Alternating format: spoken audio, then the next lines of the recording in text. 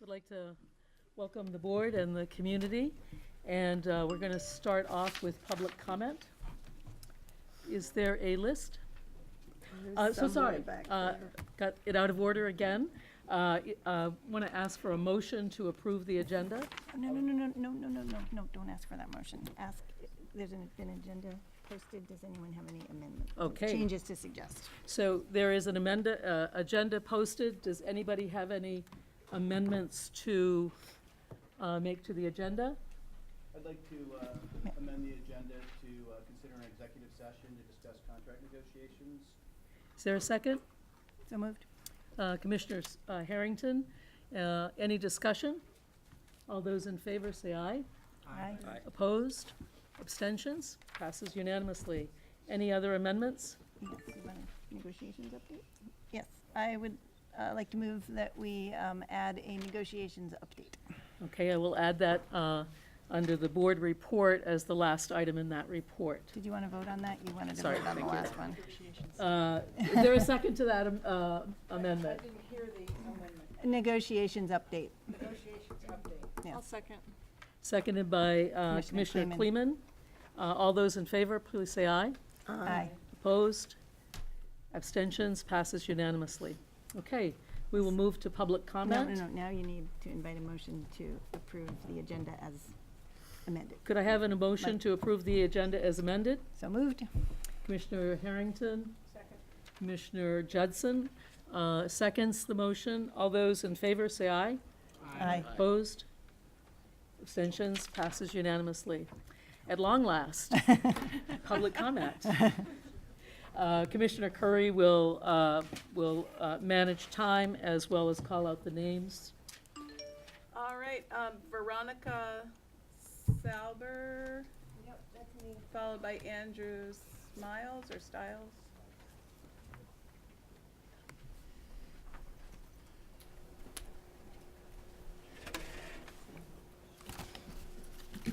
My message here tonight is about unity. I am not here to draw attention to racism. There is already enough of that. I am here on behalf of the millions from the one nation. We are unity. We are the masses of what this great country has created. I acknowledge that on a large political scale throughout history, racism is an issue. We as communities are able to rise up against and walk in the footsteps of the very people who we revere so high. I am who I am today because of a man named Martin Luther King Jr. Over the years, Black Lives Matter has become a very radical group in which Congress has been advocating to nationally label as a hate group. The raising of this flag, especially in a school, stands for segregation, not unity, as well as promotion of racial targeting. I am asking inclusion to all the students, not one group. This school stands at the forefront of our community, and we have to send a message of unity and not dividing to this community. If we are sending a message of unity, the community, then we have to include everyone, no matter the race. Segregation is not what our great civil rights leaders fought so hard for, and that is not what I stand for either. This is the fundamental piece of public education. Whatever affects one directly affects all indirectly. I can never be what I ought to be until you are what you ought to be. This is the interrelated structure of reality. Thank you, MLK. One of the topics is social injustice in history. There is so much history that is not written. This is not just affecting history of Black Americans, but all Americans, including Irish, Japanese, and Native Americans, whom were also slaves. Where is American history? Love and hope isn't written in our history books. One of the first things you learn in psychology is that if you focus on the negative things, that is all that you see. If you start to see the positive, not only can you see more of it, but your perspective changes. I ask you today to make this a unified project of creating a flag for everyone, make days of unity.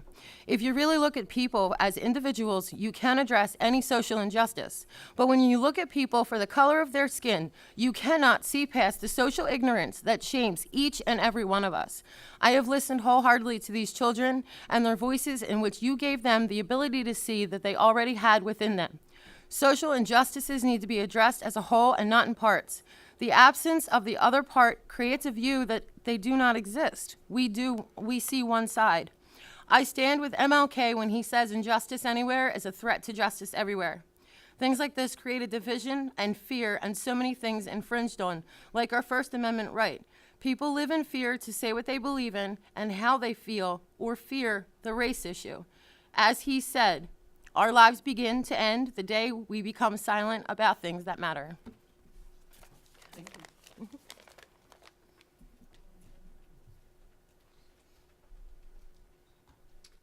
Andrew Stiles.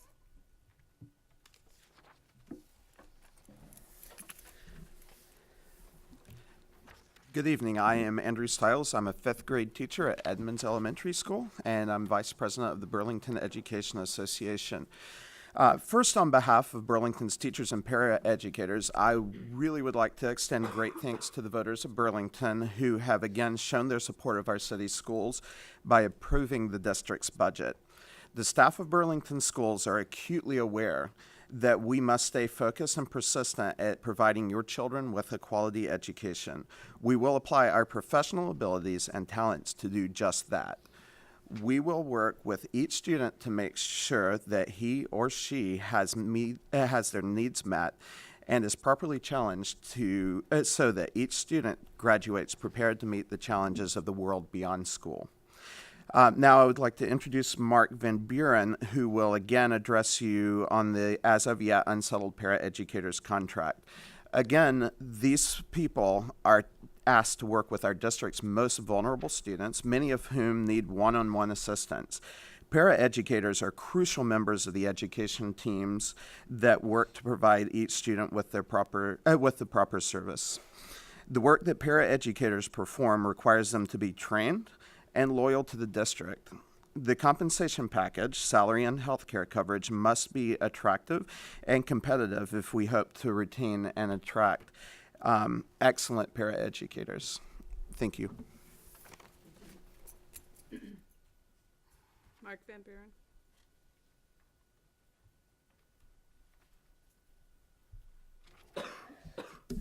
Thank you, Andrew. And as Andrew said, my name is Mark Van Buren, and I'm a paraeducator here at Hunt Middle School. And first, I would like to thank the Burlington voters for their continued support of education in Burlington. Burlington is a dynamic city, and if we are to continue providing quality education to our students, we need dedicated and trained paraeducators who understand the challenges of our city's youth face. Sorry, just ignore that. That's okay, Rob. Part of retaining quality paraeducators is negotiating a fair contract. I'd like to tell you a little bit about the hardships that we have faced due to the imposed health insurance terms. Our health insurance changed on January 1st. We were not informed on how the cost sharing would work until January 9th. This lack of communication prevented us from being able to be proactive on adjusting to our new health care plans. Many paraeducators were met with enormous out-of-pocket costs that they were unable to afford, higher than their take-home pay in many instances. Eventually, some of these costs will be reimbursed, but they were left without medications or care in the meantime. Even with the reimbursements, our out-of-pocket costs have increased. As of January 1st, we have effectively had a pay cut. The district has had 3 information sessions with Dave Davis from Future Planning Associates. The first was on Valentine's Day, and the other 2 were during February break. After Mr. Davis finished telling us how much more our health care would now cost us, he made an interesting comment. He said that part of the good news is that the premiums are much lower under the new health care plans. I thought that was interesting because we are paying the exact same dollar amount toward the premiums of our new health care. Tonight, Psy Chapman and Bailey Osborn are 2 of my colleagues that are here to tell you how the health care changes have personally affected them. Psy Chapman, and then Bailey Osborn.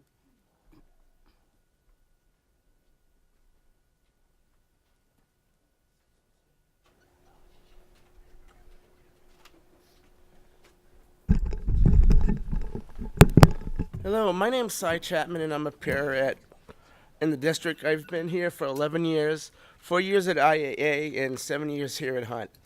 I also have personally cerebral palsy, diabetes, epilepsy, and I'm a cancer survivor. But that is not a disability, that is a strength.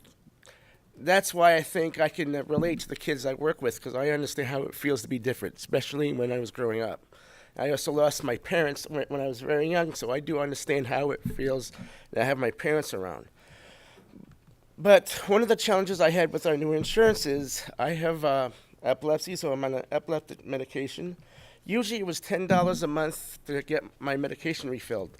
Now it ended up being $890.94. And when I looked into it, they stated that the medication that I was on was too expensive and it wasn't on the wellness plan.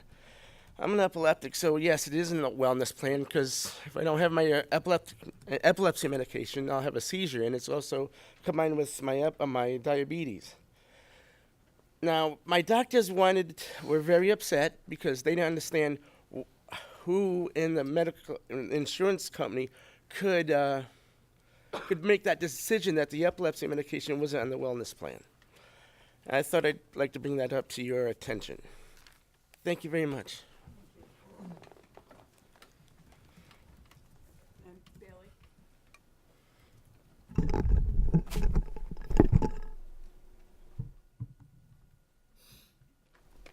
Hello. My name is Bailey Osborn, and I'm a paraeducator at the Sustainability Academy. I've been with the Burlington School District for 6.5 years, and I'm here to tell you about my personal experience with the new health insurance. After being defaulted into the new plan on January 1st, I was advised to open a flex spending account for the new $300 deductible to help with the increased cost to myself and my family. I waited to receive my resource debit card. I was told that it can take from 10 to 14 days to arrive. I had a very expensive prescription that used to cost $2 for me to refill that now costs $272 to refill. I could not afford that out of pocket. So I waited. After the 2 weeks, I waited another 2 weeks. I contacted HR to wait another 2 weeks. After 6 weeks and being off my medication, I finally received my card. I activated it immediately and went to the pharmacy to pick it up. I was declined. After this time, all along this time, I had a cold that wasn't going away. I had previously scheduled physical for March 1st, 2 months after paying for both my premiums and my flex spending account. My doctor said I was too ill for the physical and saw me for a sick visit instead.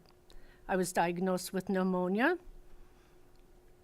and my doctor asked me why I hadn't come in sooner, and my reply was that I could not afford to pay for any medication until I met the deductible and my debit card was not working. She was horrified. She phoned over the prescriptions for antibiotics, prednisone, and cough syrup that I desperately needed.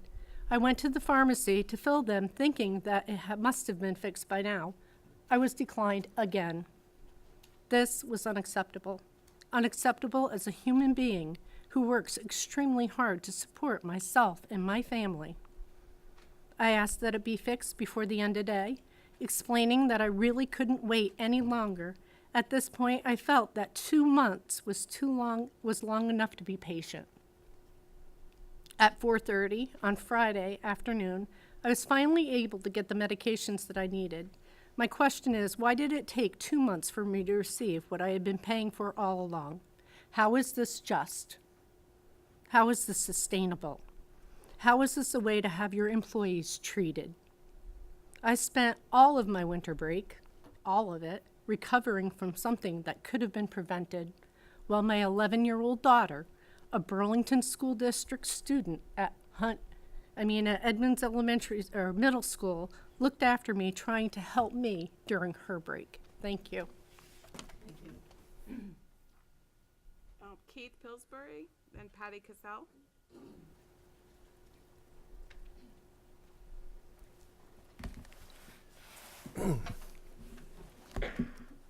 Good evening. I'm Keith Pillsbury. I'm a homeowner in Ward 8.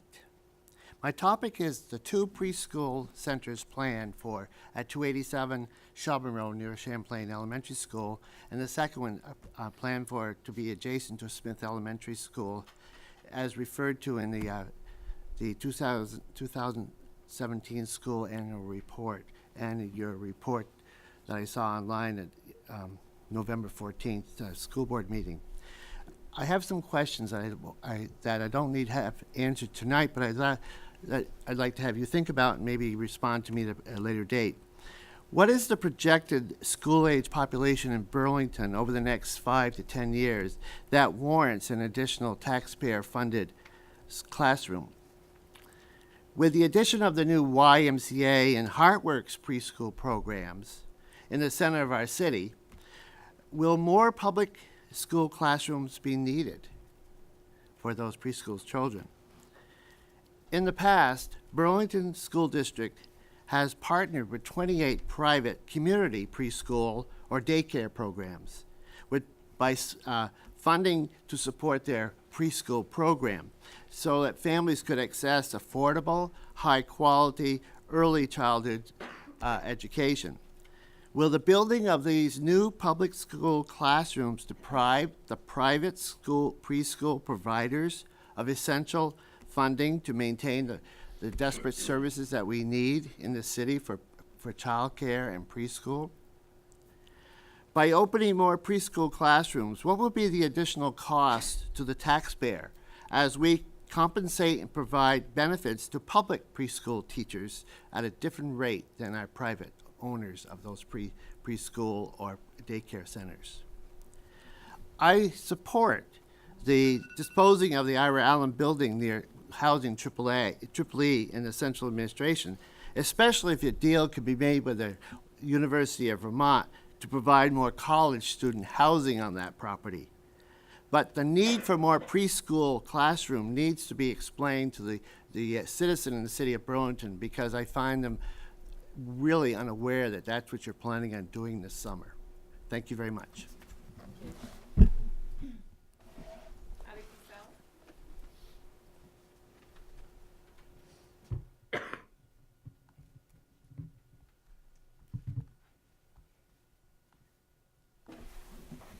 Good evening.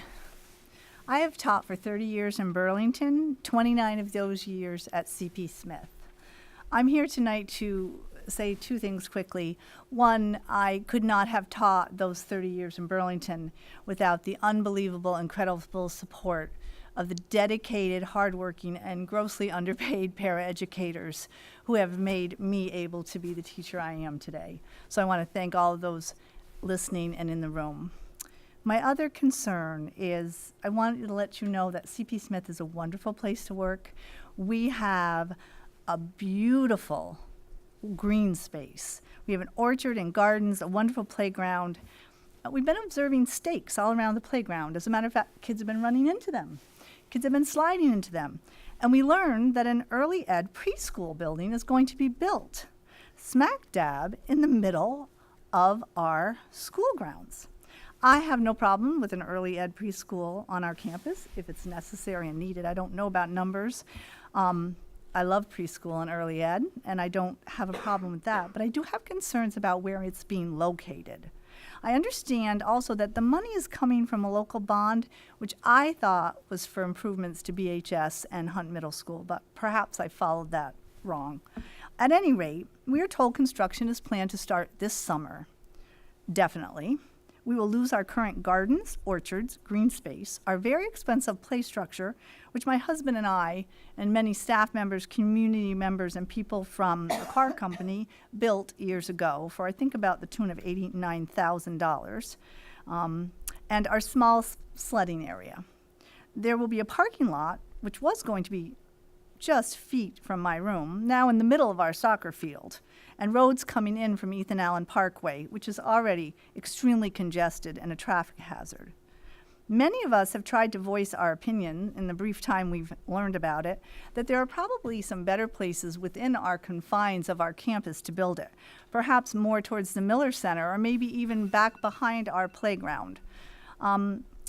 So what I'm asking is that I'm told many people in the community are unaware about this building, and I'm respectfully asking this board and the new board, whoever they are, to include all the stakeholders, the children, the teachers, the neighbors, the community members, the people that built those playgrounds and planted those gardens, and maybe look at a more transparent, better solution than's currently planned. Thank you for any help you can have with that. Karen Rubin.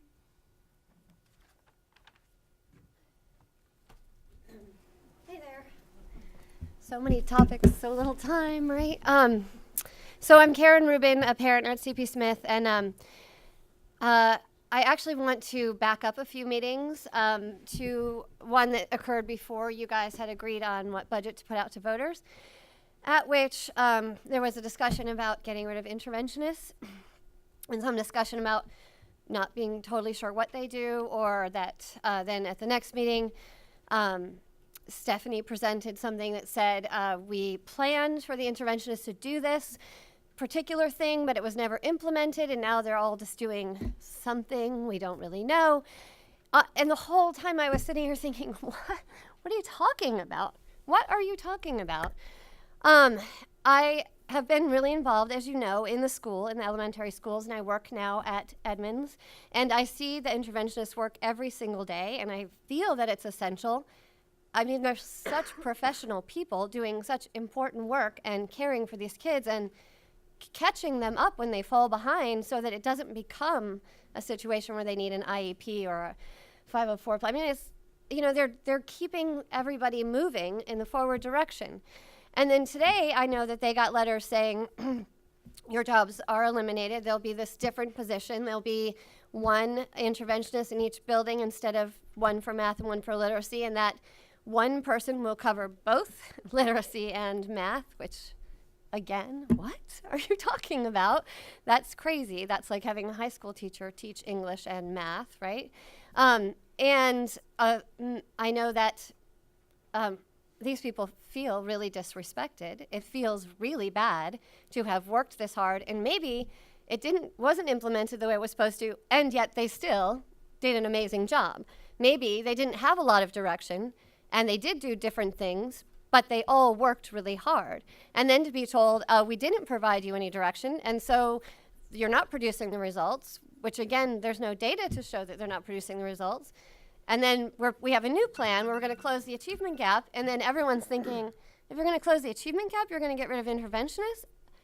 It doesn't make sense. And the bottom line is, I think that teachers are left out of the decision making to such a degree that we're becoming dysfunctional.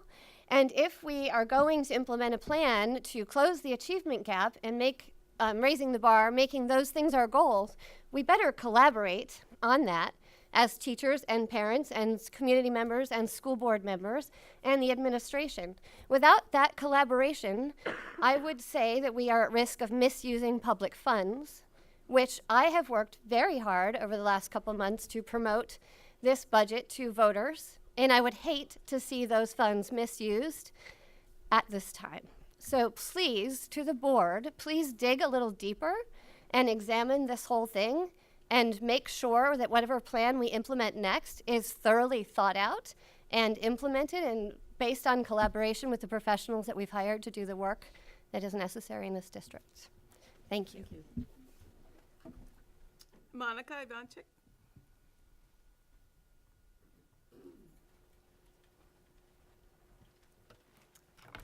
Hi, my name is Monica Ivanchik, and I come to you as a parent of a fourth grader at IAA and also as a community member.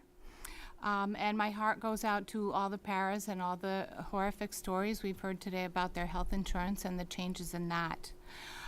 Today I came to speak to you about something that is supposedly an operations issue, not a school board issue, but I think it's something that the school board should be aware of and abreast of. And I spoke to this effect back at the January meeting 2 months ago. As a result of the teacher strikes, the parent-teacher conference days were cut by an entire day. And so the parent-teacher conference days were squeezed into one half day, which is the afternoon of Friday, March 23rd, which is almost here upon us. I believe many schools decided to either cancel parent-teacher conferences or they're substituting some kind of a celebration instead. I don't know what is happening at my child's school. I heard at Champlain School they're having an open house instead, which is not a good substitute for meeting individually with parents and discussing their child's progress. So essentially, sounds like this spring we have canceled parent-teacher conferences. And I urge you to restore parent-teacher conference days, giving teachers ample time to meet with each individual family. Originally, that was a day and a half of time, of teachers' time. It is easy to tell a middle-class parent to just schedule a different time with your teacher. I think that advice is ill-advised and almost punitive in that the teachers need their prep time. we count on the teachers to have excellent lesson preparation, and so that our children have a valuable day at school with excellent lessons. But if they have to take time out of their prep schedule to meet with parents, then the lessons aren't as great. So who does this hurt the most? So when we have parent-teacher conference days, this hurts the most the people with of low socioeconomic status, mental challenges, or new American families that don't know English. So these are the people that won't be reaching out to their teacher and asking them for separate parent-teacher conferences. And I thought in the school district that we want to bridge the achievement gap. So getting rid of this parent-teacher conferences in the spring is the wrong way of going about bridging the achievement gap. I think we need to get parents involved, learning about what their children do at school, and that way the children will do better at school and get better scores. Thank you. Kate Lascaux.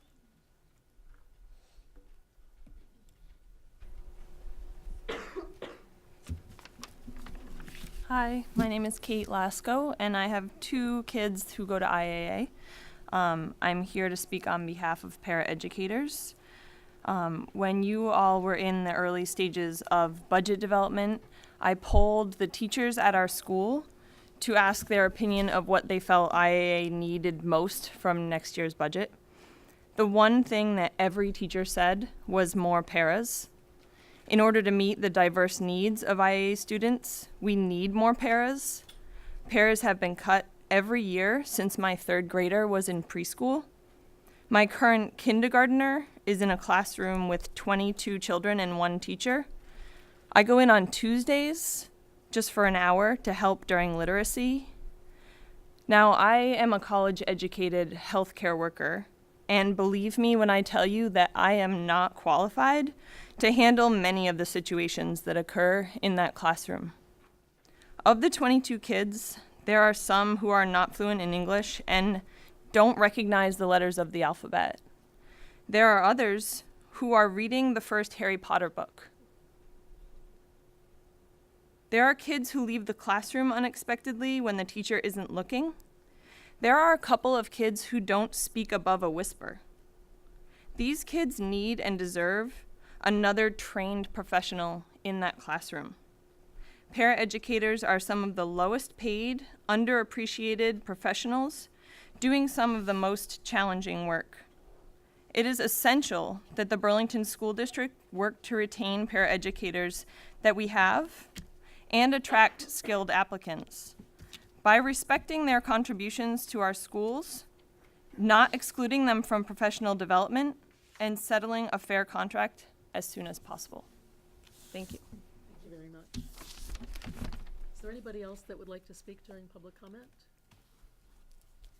Okay, I'm going to close the public comment portion of the agenda. Can I just, I'll be about 30 seconds. Come on up. All right, thanks. Sorry. I was feeling regret already. Hi, I'm Michelle Clark. Thank you all for your hard work over these years. And I'm sure I know many of you, and you know that I work in Burlington as a para. But what I wanted to say was just some numbers. And I feel your story. I've been a para in Burlington in the preschool for, this is my 8th year, and I make $21,994. And this year, my insurance was $13,304, but because it's a family plan, I now have an $1,100 deductible, which makes it $14,404. And if you're not a number cruncher, that means that I take home $7,500 a year. I bring home $233 twice a month. And so my health care is 65% of my pay. 65%. That's all I want to say. Thank you very much. Appreciate it. I'm going to close this portion of the board agenda and move to board reflections.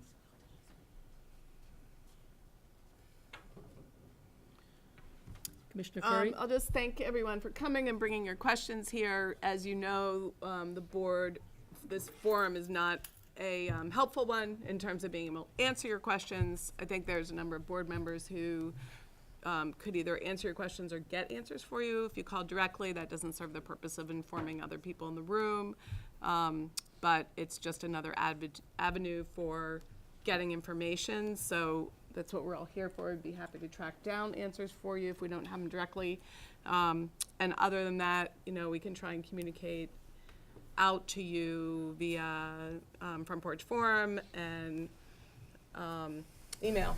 But I'm sorry, this is not the appropriate time to get into dialogue around answering all of these many questions, but thank you for bringing them. Thanks. Commissioner Harrington? I'm never sure whether I'm board reflecting to us or to the people here, but I guess I would say to us. I really appreciate the personal stories.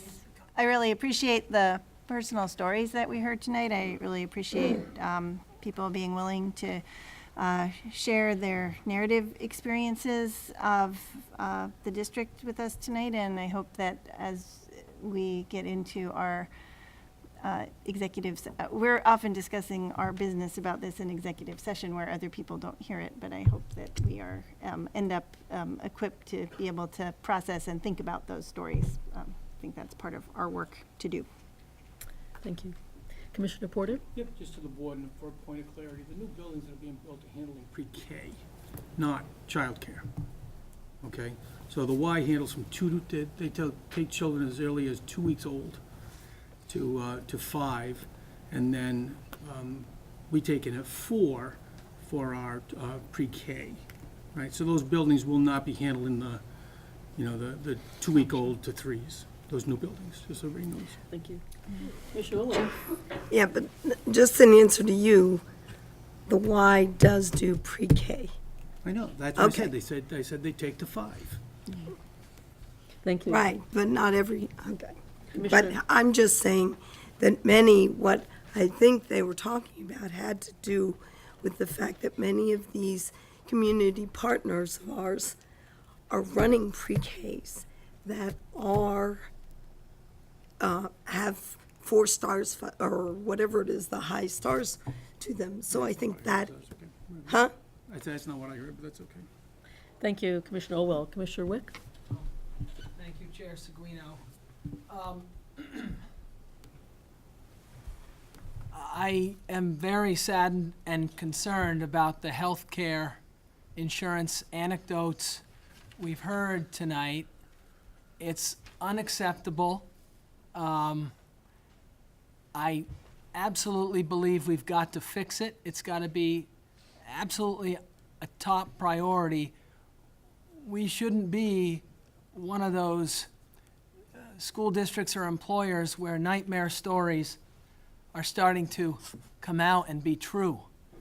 This is something this board, the buck stops here with this board. And policy governance or not, we're responsible for this. And I would like to say, as one board member, I'm sure everyone feels that way, but we've got to figure this one out. Those stories are not acceptable. And with respect to the other issues that were noted, these are things that we as a board need to focus on more. We got to figure this out. We are in charge, and we are responsible for the success. Us alone, through the delegation of certain duties to the superintendent. But I'm very concerned, and I'm hopeful at the same time, and thank you. I'm going to, is that Commissioner Kleeman? Yeah. Yes, please. I just wanted to add my dismay about the healthcare issues, because they shouldn't be happening. But I also want, and as someone who relies on medication every day to survive, I get it. There should not be a time when you can't get your medicine. I 100% believe that. I also want to add that this is not unique to Burlington. I've been witnessing this happening in schools around Vermont because of the VHI plans that have been imposed on us as a community. So I think it's a bigger conversation. I hope we can reach out to other schools even to see how it's affecting them as well, because this is not a Burlington problem. This is a state problem. Thank you, Commissioner Cleveland. Superintendent Obeng? This is board reflection, I shouldn't be commenting, but I do want to just some clarification of some information. I know the board had received some information this week regarding future planning, which is the manager of the healthcare, and they last week withdrew from all Vermont. They withdrew from all Vermont schools in terms of managing the new healthcare plans. We have been experiencing challenges with their management for all our staff previously, and to the extent that they're willing to give up all that business tells us that they're unequipped. And VHI is now in negotiations in terms of trying to find alternatives, or even I'm not sure what the action will be in terms of liability that causes. And the other thing I should say is that this is not exclusive to paraeducators. This is all of our employees, including our non-union employees, are affected in terms of accessing their healthcare plans and being able to receive the appropriate. And we know that there have been some challenges, and to the extent that a company is willing to give up millions of dollars to walk away, that says something. So I know there's work among superintendents and among VHI to try to come together and find some solutions so we can have better service, and we'll keep the board and staff updated on that progress. So, thank you very much. Could I ask a question about that? Or Commissioner Curry. It's not really Yep, go board ahead. reflections, but so just to be clear, I wanted to just really understand what you were saying. Was it the case, the way I understood the events as they unfolded is that in our negotiations with the BEA, we were not able to agree on a healthcare benefit in negotiations, and therefore the state statute went into effect, which required anybody who wasn't completed negotiations to go into a certain plan. It was like the gold plan. Yeah. So we didn't have, so once there was no agreement by December 31st, that was automatic. And then are you saying that future planning associates administered the BHI plan and that they were falling apart, and so all of these events are because of those two circumstances? yeah, yes, absolutely. I think there's more than one issue. It's multiple issues. Yeah. And I'll get Senior Director Lavery to add any more detail if I miss out. I know we're getting a bit of a debate here, but it seems like this is a topic that people want to have information. When the healthcare sort of process, there was a deadline where all units had to declare which healthcare plan they were going to select. In particular, we were still negotiating with the paraeducators, and they knew the deadline, and we haven't reached an agreement. So anyone throughout the state who had not reached an agreement automatically got defaulted to a particular plan, right? So they automatically got into the plan. So that went forward. So they didn't get an opportunity to say, oh, I don't want to do this, I want to do that. There is opportunities from our staff once we get in to say, okay, we want to change it. We could make those changes. But once that happened, then there's the administration of the healthcare. You know that we offered to all of our employees HRAs, right, which covers the deductible portion of the plans. But there is an out-of-pocket, and so, for example, the teachers, the out-of-pocket would be $800. So they'd have to pay the first $800. Then the rest of the deductible you'd have to consume. So, for instance, I'll give you an example. Say in my family, my middle child has a liver dysfunction, so he takes a medication. So the medication is about $1,000 if you prescribe it. But we have the $800. We have to put forth the $800, and then the plan takes up the rest of the deductible until you've completed the deductible. Then it kicks into the plan, and it starts covering the rest of the medication and other things that go forward. The challenge we've had is because the manager, which is future planning, who people talked about cards. I'm not sure what you get this debit card. Right? This is new for me because in Canada we don't do this, right? You just go and show up and you leave. These cards it's a credit card. So whatever the amount is, you use a credit card and you pay it. Challenge we've had from future planning across the state is that they didn't have the staff or the process to facilitate to get the cards out and get all the accounts aligned properly so individuals could could go to the doctor or go to and receive what they need to do. We've had, I know in our office, just in central office, people who are not in the union bar units haven't even received their cards. And they've been on the job for several because of the dysfunction, and they have needs. So that's been a challenge.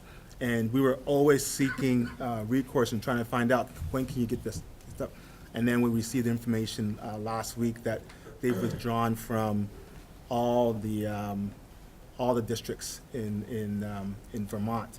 So that's a huge problem for Vermont in terms of how to facilitate. And there aren't many big cities, so VHI is now looking, and I suspect they'll have to look within Vermont and maybe outside to get organizations that are willing to take on that task to do that. So those are separate issues from the other issue is around how much healthcare costs and what the board decides to negotiate in that piece and stuff like with that process. Commissioner Olwell. So who was? Are we doing it? I think that, if you forgive me for a moment, I think this is important enough, and it's helpful at this particular juncture to share this information. So we'll continue on for about another 5 minutes. Commissioner Olwell? Who was providing the insurance for us before? Was VHI the person before? Mm-hmm. Well, who was doing these health savings plans or whatever they're called? Why is this all of a sudden, this company doesn't obviously know how to do business, so who was doing that before we just started with this new healthcare? I was dying to join this conversation.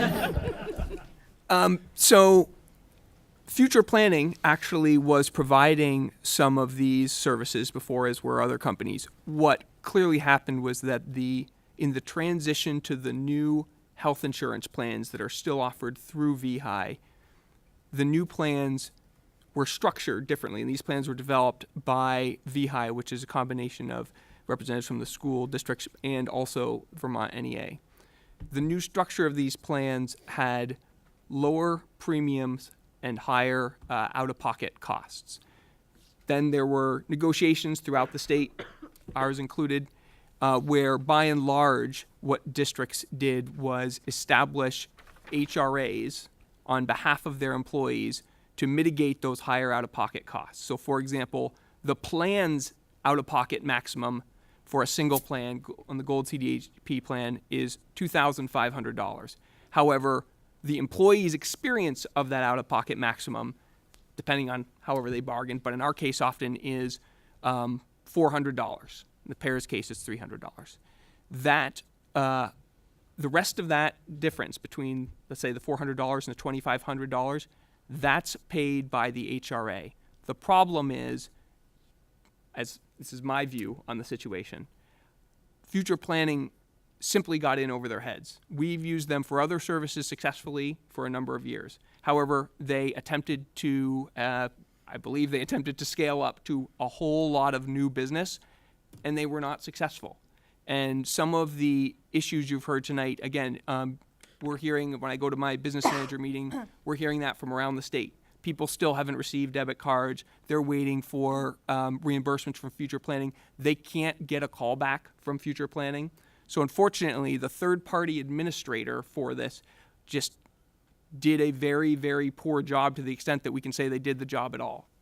And now we are in a situation where they recognize that they were failing, and they sent a fax to all school districts in Vermont that they work with saying, we are terminating our contract. And so what VHI is doing is taking the lead on looking for an alternative third-party administrator to do this work that will be able to, as quickly and with as minimal disruption as possible, take on all of the work that should have been done to date, as well as continue going forward. So that's the situation that we're in. It's not VHI's fault. There's a lot of different names and organizations in here, but and it's not just the health plan. It's actually the third-party administration of this benefit, typically the HRA benefit, that's meant to help employees avoid some of these out-of-pocket costs. Okay, So Commissioner my- Olwell, I think we have to move on, so if you'd like to But follow it up with has some something questions. directly to do with that, and I it's think we have to important. move on. I appreciate your question, and we can follow up later perhaps when superintendent's report is happening. Are there any other questions for Superintendent Obeng on this particular topic? If not, let's move on in the agenda and move on to the consent agenda. Chair, there was one question here. Commissioner McLaren. I want to just sort of go back to the board reflections piece. And, Okay. Oh, yeah. just say how much I appreciate hearing from folks here. I always do. And obviously, we have a lot of challenges as a school district. We have a lot of positives. I think I'd be remiss if I didn't thank the community for passing a budget that I think allows us to start digging in fully to some of the issues people have brought up here and having broader conversations about how our district runs. I think I'm very grateful that we're having conversations about the programmatic issues in the district and not another budget. So just wanted to get that out there. You're here. Thank you. Moving on to the consent agenda. If there are any items to remove. Yes, these aren't attached, so I'm going to ask to remove them. Okay. I'd like to ask if there are any items to remove from the consent agenda. Commissioner Harrington? Yes, the minutes don't seem to be attached in board doc, so I would like to remove those or carry them forward. Oh, well. So to maintain some organization here, Carson, would you explain to us where they are? When you go here, the way board docs is meant to be interacted with is that it actually allows for you to link minutes as they're uploaded from past meetings. So if you press on item B on the consent agenda, there's a little clock here that says view minutes. Not on a Mac. Where? Not on a Mac. It wasn't working on this function. Okay.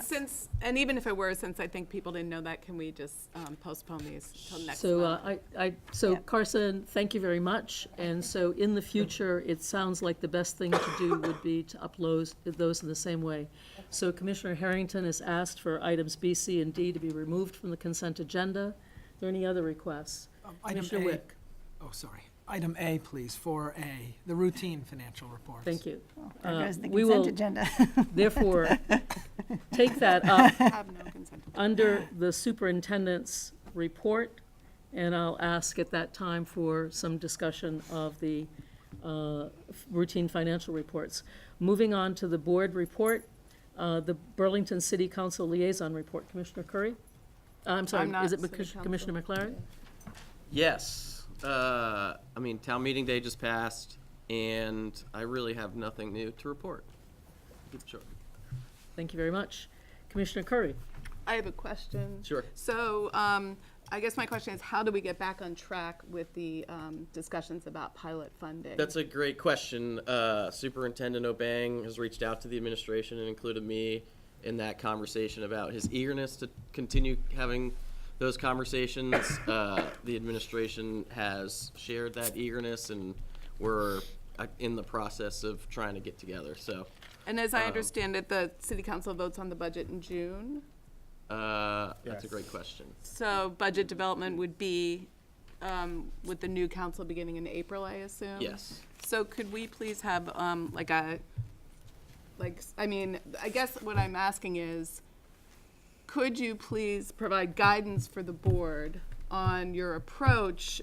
Because I want to retain the freedom to approach my own city councils as not speaking for the board, but to take independent action in the event that the conversation is being stalled as it was last year. So we went to alternative scenarios, but there needs to be time for those alternative scenarios. And so if you were able to give us some, timing of events, that would be helpful. Okay. So we have time to talk about alternative scenarios. Thank you. Any other questions, comments? Okay, state legislature liaison report, Commissioner Barlow. I don't have a lot to report, but I will say that the one big item that seems to be emerging right now out of the Ways and Means Committee is they have a bill that will fundamentally change the way the funding formula works. It's still very early. It's going to be in the House Education Committee next, and then even after it's passed out of that and passed out of the House, it has to be deliberated on by the Senate. So there's a lot of time still, but a couple of the things that are a little concerning coming out of it are that there are changes that would affect our FY19 budget. They had earlier said that there wouldn't be changes in FY19, and they've sort of changed their approach on that. The other thing is in fiscal 20, they would require districts to account for retirement payments, which is different than what has previously been done. So those are things to watch, and things that we would hopefully in the next month get some clarity on through interaction with our legislative delegation. Commissioner Barlow, would you mind summarizing just very briefly what the approach is that is in this legislation with regard to the school funding? Right. So they set a base spending amount of, $11,916 per student. Excuse me. Per student. 11,000. Per equalized pupil. A base income percentage of 1.66% for taxpayers who pay based on income. The non-residential rate is for non-homestead, so second homeowners and businesses. That's going to stay essentially the same. It's going to be at 1.591. They add an income tax surcharge. So this is something we've heard about where there's a more significant income component. They eliminate the excess spending penalty entirely, at least in this current bill. And they eliminate the general fund transfer to the education fund, and they replace it with 100% of the sales and use tax and 25% of the rooms and meals. So that's a different formulation of other monies coming into the ed fund. They separate municipal and educational tax bills. So that would be homeowners would be getting different bills, property tax bills for each of those things. And this one I don't really know what it is. Eliminates the 5% provision in Acts 153, 156, and 46 that limit a town's equalized homestead property tax rate from increasing or decreasing more than 5%. And so those are they set tax rates. There's 0.5%. There's 3 tiers. They set 3 tiers for tax rates. Income based on yeah. Rates are from 0.1% on income taxed at 3.35%, 0.5% on income taxed at 6.6%, and 0.5 on income taxed at 7.6%. I don't fully understand that provision right now, but this is something that I would want to get clarity on. 3 tiers. It's essentially 3 tiers based on income. Thank you, Commissioner Barlow, for staying on top of that and all the work you've done on that. Does anybody else have any questions or comments for Commissioner Barlow? Nope. The PTO report, Commissioner Curry. So before town meeting day, there was some discussion with the PTOs about the budget. Then I know many members of the PTOs contributed to getting the budget passed, so thank you for that. And a lot of PTO members work with BFOE to put signs up and put the word out about the budget. So thank you again to the voters for such a tremendous outpouring of support. Most recently, I think the communications have been relatively business-like. We had a couple of press releases, and those all went to the PTOs as well. So there hasn't been any activity since the election or during the campaign season, per se. Thank you. Any questions or comments? Diversity, Equity, and Inclusion Report, Commissioner Harrington. Thank you.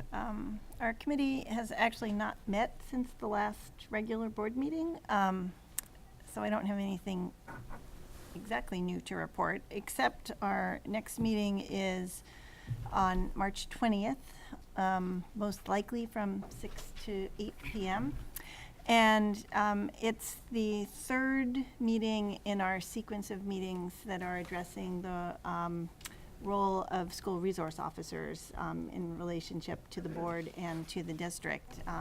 At our January meeting, we had 2 officers visit, and we looked at the report on school resource officers' activity, the statistical report, had a completely fascinating conversation about that we continued without the police officers in February. I had a follow-up meeting as committee chair with the police chief and with the officers who had been with our meeting, as well as the Burlington High School resource officer, who is phasing out of that position at the end of the year. So I hope the new board will thank him for his service before he leaves.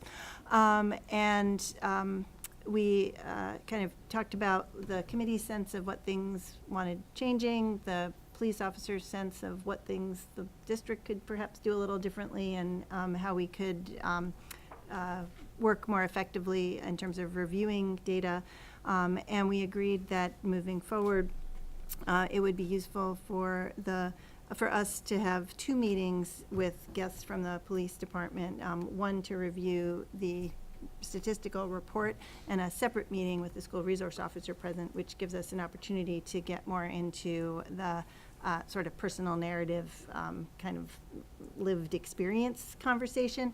And so we will have at least 1 school resource officer at our March 20th meeting, and I hope people will come. These conversations have been very robust, very informative all around. We've, uncovered, I think both the commissioners present and the police officers have raised really great questions about the way the school resource officers work and the district's overall approach to restorative practices. We have a lot of common goals and very different perspectives from our roles in the world. And so it's really fascinating stuff. So I would encourage you all to come on March 20th. Any questions or comments? Commissioner Judson? Will there be another resource officer replacing the one who's Yes. leaving? Yes. Thank you, Commissioner Harrington. The negotiations report, and this is with regard to the para-educator negotiations. The para-education negotiations remain at impasse. Many of you may recall that the board had proposed binding arbitration, and that was declined. The board and union have now scheduled fact-finding for later this month, and the actual date will be finalized shortly. At the request of the union, we've agreed to a mediated fact-finding. This means we will begin the day in a mediation and only proceed to fact-finding if the mediator determines that the mediation does not produce a settlement. This is a positive sign, and the board is optimistic about this request from the union and looks forward to a productive mediation. Any questions, comments? Okay. Moving onward then to the student commissioners report.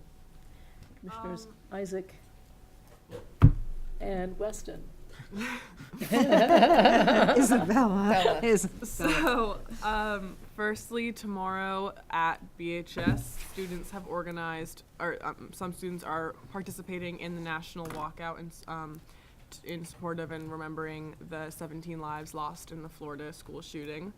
So that is at 10 o'clock to 10:17 a.m. And Ms. Lascaux sent out an email. I don't know how many of you saw that, but students are expected to make up any instructional time lost, and students are encouraged to do what they want to do. So if they don't choose to walk out, they will be allowed to stay in class, and teachers will stay there, and everything will carry on. Afterwards, a small group of students will be traveling down to Montpelier to talk with state legislators about school safety. Mm-hmm. And yeah, cool. Right? And so orchestra night was last week, which is when orchestra students around the district go to BHS, and there's a district-wide concert.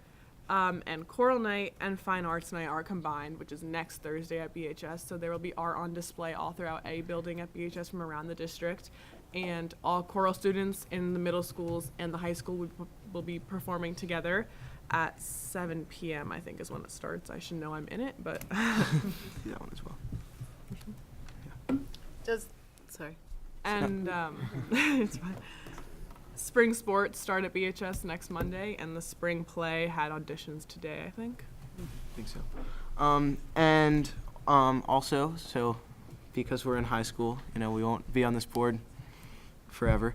And so Bella is leaving us, and so we've begun a search for a new student representative for the board, beginning this morning. Yeah, the application was sent out to sophomores. So, exciting news on that front. Thank you. Commissioners, any questions? Commissioner Curry? But this isn't your last meeting, right? No. April or May, Okay, I'm not yeah, sure yet. So the March 23rd choral is the art show at earlier than 7, or is the whole thing at 7? I think the doors open for the fine arts at like 6, maybe. But it's also during. And I know that the high school chorus is going to be performing in the lobby at 6:30 or 7 along, like, so as people are walking through the art. And then there's the full concert also. I'm not exactly sure. Thanks. Commissioner Judson, did you? No. Okay. Commissioner McLaren? What's the play? Yeah. I was hoping nobody would ask. I don't do drama, that's Isaac. Yeah, and I play tennis in the spring, so I don't actually know. I can get back to you. We can find out. Thank you, thanks. Any other questions or comments? No, thank you very much for the report. Moving on to the superintendent's report.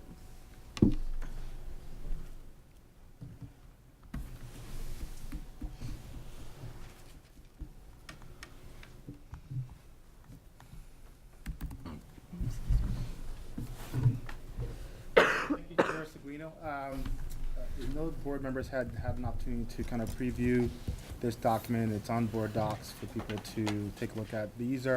I'm presenting for you today the 2 performance goals the board outlined back in December to be developed.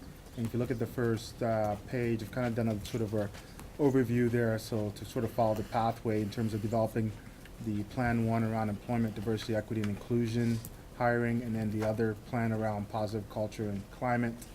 And the expectations were to have a plan developed for 2018, which is now, and then 2019, next school year, the board would monitor progress of implementation as a vehicle of evaluation. Sorry, I'll try to move up a little bit. If you look at the document, you notice the green highlighted piece. One of the criteria the board had stated in their expectations to me was to develop a plan, but also to look at starting implementation. And so when you see in the document that I'll roll up to, you'll see some areas that are highlighted in green. So those are areas that we've kind of green lighted. We've either started already or it's about to start. So that shows implementation has begun. I'm going to start with the first one, which is the Employment, Diversity, Equity, and Inclusion Hiring Plan. And I won't spend too much time. Hopefully have enough time for some conversation and questions if you'd like afterwards. And I know you've seen it. So I'll move right to the measures of success. That's a critical piece for us in terms of developing any plan. We want to be able to monitor if we're progressing along. And you'll see there I've illustrated process. I think there needs to be a clear process in terms of where we're going. Often when you do these type of plans, you create a document, and those of you who've been around the table, you've probably been part of these plans where it was done whenever, but there was no sort of, okay, this is where we're going to develop it. And so I've tried to outline that a little bit in terms of the assessment part, in terms of what the needs are, development, implementation, then the review process, and you start over again. The other measures that were looked at is in this particular plan is increase in diversity numbers. You've seen some numbers that we shared in one of the monitoring reports around the different demographics of our staff, and we'll continue to use those numbers, but particularly I know the board is interested in highlighting teachers of color, so we'll pull that piece out and use that as a mechanism to measure our progress. Right? Increase the number of diverse applicants. We can't increase the numbers if we don't have more applicants, so we have to have strategies to do that, and then increase the number of successful applicants. So at the end of the day, we're not just looking for equity of access or opportunity, but what we want is equity of outcome. We want to see the results. So hopefully that'll tell us that the actions we're taking are making progress. So that's where we go back to the plan and say, okay, we need to change something because we're not getting the results, the outcomes that we want to see. Okay? Move it up. See the things you're talking about? Yeah, I'm on this section here, measures. Okay. And now I'm on the identified challenges section. Okay. So one of the things I thought it was critical to identify was what are some of the challenges, what are the issues? There's a reason why the board has identified these areas as something that we should look at. So we had to do our own internal analysis in terms of why are we in this situation. And so a few nuggets here for you to sort of consider. There is a nationwide shortage of all teachers overall, but we don't have a shortage of teachers in Chittenden County. We actually get many applicants in Chittenden County in terms of what we don't have is applicants of color in Chittenden County. So that is a challenge. So we're not in a situation, and some districts are across the country, where we're not getting teacher applicants. We get teacher applicants, but we don't have teachers of color applying to our schools. And particularly in Vermont, that's pretty systemic, right? The data also indicates that teachers of color feel displaced and new for longer periods. So what that means, and this data comes from national data, but also our own, our HR department did some recruitment and analysis a few years ago and worked and had conversations with teachers of color in our district and asked, why do some people leave and why do some people stay? And they commented that they feel displaced, and some of them who stay say they feel newer longer. When you get into a new situation, you feel that newness, but eventually you start to normalize and feel part of the community, where that's not happening for them. So there's something happening there that's not allowing that to happen. Diversity attracts diversity. So we have low diversity. So therefore, other candidates who may look and say, hey, look, this is a place I can go, don't see that. So they may not be as interested in applying.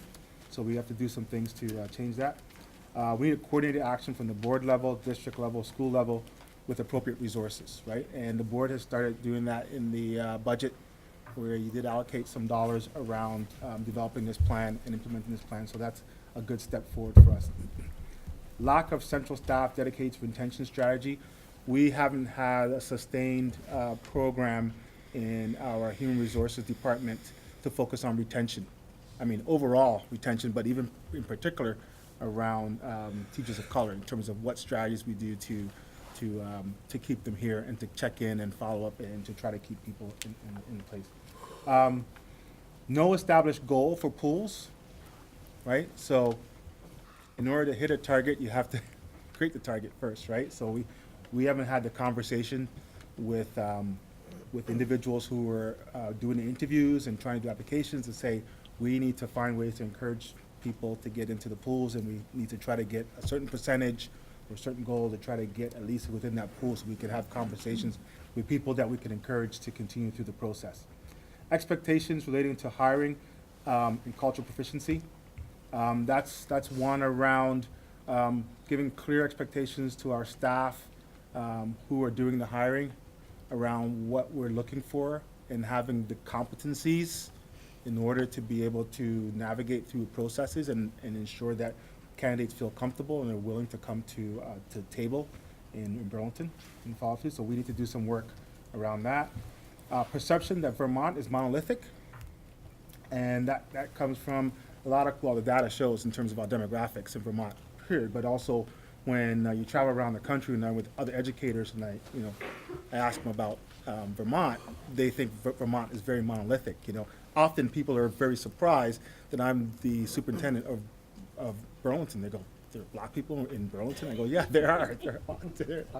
Right, so that's a perception that we have to kind of let people know that they can come and be successful here as well. Financial resource, robust recruitment strategy. So as I said before, we need to put our money where our mouth is in terms of this is what we want to do. There are resources that need to be put forward in order to get there, right? So those are identified challenges, and so through the action plan, we'll attempt to address some of these challenges. Of course, it won't happen overnight, but here's laid out some steps, targeted strategies, and a little bit of description around the actions, and then the timelines when we would like to start implementing. Some of these we've already started, as I indicated. When you see the green, you know that we've started already. And I'll start with the assessment data analysis piece. So measurement and data. So this year you saw the first report around our demographic data for our staff, so we can use that as a baseline in terms of monitoring if we're moving. We've engaged Brown University, and we're trying to get the final sort of MOU and conversations with them. Brown University does a diversity audit for institutions, and it's free. So if they're willing to come and do it for us, then we'd be happy to get that information, which will give us more analysis in terms of what we need to do in terms of moving forward. The other critical strategies around communication and outreach. So there are a number of areas that we need to look at in terms of from the websites to things like LinkedIn, virtual job fairs. We want to develop IMBSD website. Many of you have seen those type of websites in different organizations where we can show who our staff are, and so people can go on. I know when you're looking for jobs in other institutions, you go to their website and see what they have to offer. That would be a very inviting and engaging piece to see representation in our own district in terms of moving forward. Engage current employees to help recruit efforts. That has to do with the networking piece, right? So we do have current employees who are of color, and they're being very successful in our district. So talk to them about, okay, what can we do, what we need to do to connect with others who are outside our district that may be interested in coming forward, and also using them as ambassadors. I know in the past, we probably, I believe from what I've gathered from talking with staff, we used to do the outreaches and job fairs and things like that. I'm not sure if we've had all the right people going. You need the right people to go and be able to represent and sell and bring people in. I think we need to tap into some of our current staff to do some of that. Development of resource guides, how to get there, and advertise in culturally relevant spaces, such as Diversity in Education magazine. There are lots of journals and places where we are not in those spaces, which are spaces for people of color go to and have conversations, and we want to be part of that conversation and be recognized as an employer of choice in that. So the third target strategies is a new recruitment efforts. In the past, we've probably attempted some of these, but sort of lukewarm. Might have been on paper, but we haven't really fully sort of engaged in it. And so now we're planning. So we want to do partnerships with like the University of the University of Vermont Department Office of Diversity, looking at strategies and collaborating with them. We want to partner with historically black colleges and universities. Here's one I just discovered just going through this process, that Cambridge College of Massachusetts has an education faculty, and they have 65% of their candidates are of color. And they're in New England, right? They know the weather. They're already in New England. We get less snow. Right? But that's not that far of a bridge from Come here, Massachusetts Liz, we have less snow. to here, right? Partnership with minority organizations and institutions. There are many out there that want to partner with us, and we need to outreach and look for that. We need to sponsor job fairs, be putting out job fairs. And I said one of the real key pieces is not just having a table there. We need to be able to have fairs that we can go out and engage people and have the right people there that can sort of sell our district, that it's a good place for anyone to come and work. Attempts access on non-traditional programs, for example, Troops to Teachers and Newcomer Professionals. There are these programs out there that target particular groups, and we need to look for some of those non-traditional programs and say, hey, we'd like to be a part of that.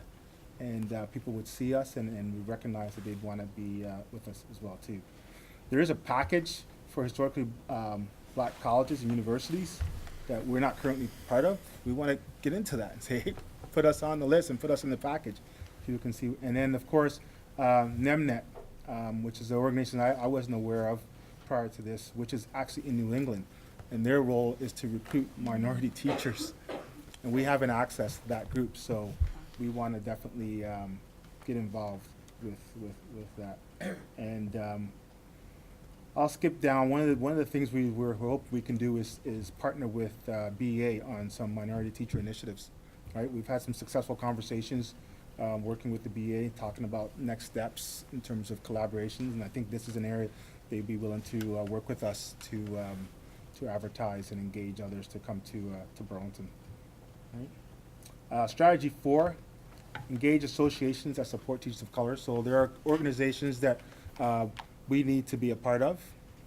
The National Association of Black School Educators, this is an organization that's been in existence for I think, close to 50 years, and they're nationwide. And I know I've been to one of their conferences in previous years, and they've had actual tables there hiring teachers, and there's a great network. And so I've joined once again, and I hope to establish the network with them so we can start sending them our information and be able to engage with people who attend those conferences and show that Burlington's a place that they could be successful with that. So there's a couple of examples there. And then retention strategy, so that's the other, once we hire teachers, we want to be able to keep them here, right? So there's a number of things that we need to do to sustain the momentum. Induction support programs for teachers, look for strategies to make employment offers at job fairs. That's a significant piece too. And that might mean going forward, having some conversations even with the BEA around contracts, because I know that sometimes when you're at different conferences, different districts are there and they're having conversations with potential teachers. And from what I hear from Human Resources, they've attempted that. But the difference for them and for us was that we would sort of give her our spiel and we'd say, come on out to Vermont and come take a look, where they would say, we can offer you a job right now. And so if you're a candidate and someone's saying, we can give you a job right now, sign up, and someone else is saying, come in 2 months and apply to our, come on up to the north, it's a little different. So I think there's some opportunities there for us to kind of look at that piece as well. Transition plan and support, family integration to new communities. So that's a piece that we need to look at in terms of when we do have specialty candidates and they're moving their whole families in here. What can we do? Is there networks of community people, families that we can support? Can we provide them just even information in terms of where to get a truck to move your stuff locally, and all those little things that you have to do to make them feel accepted and supported here. Support clusters of new hires. So one of the things that came out of some of the surveys that we had previously, the candidates that were here and then left, is that they felt that they were the only one in their school, right? If they were they were alone, and it was kind of challenging to be by yourself when you're new and you're trying to figure out.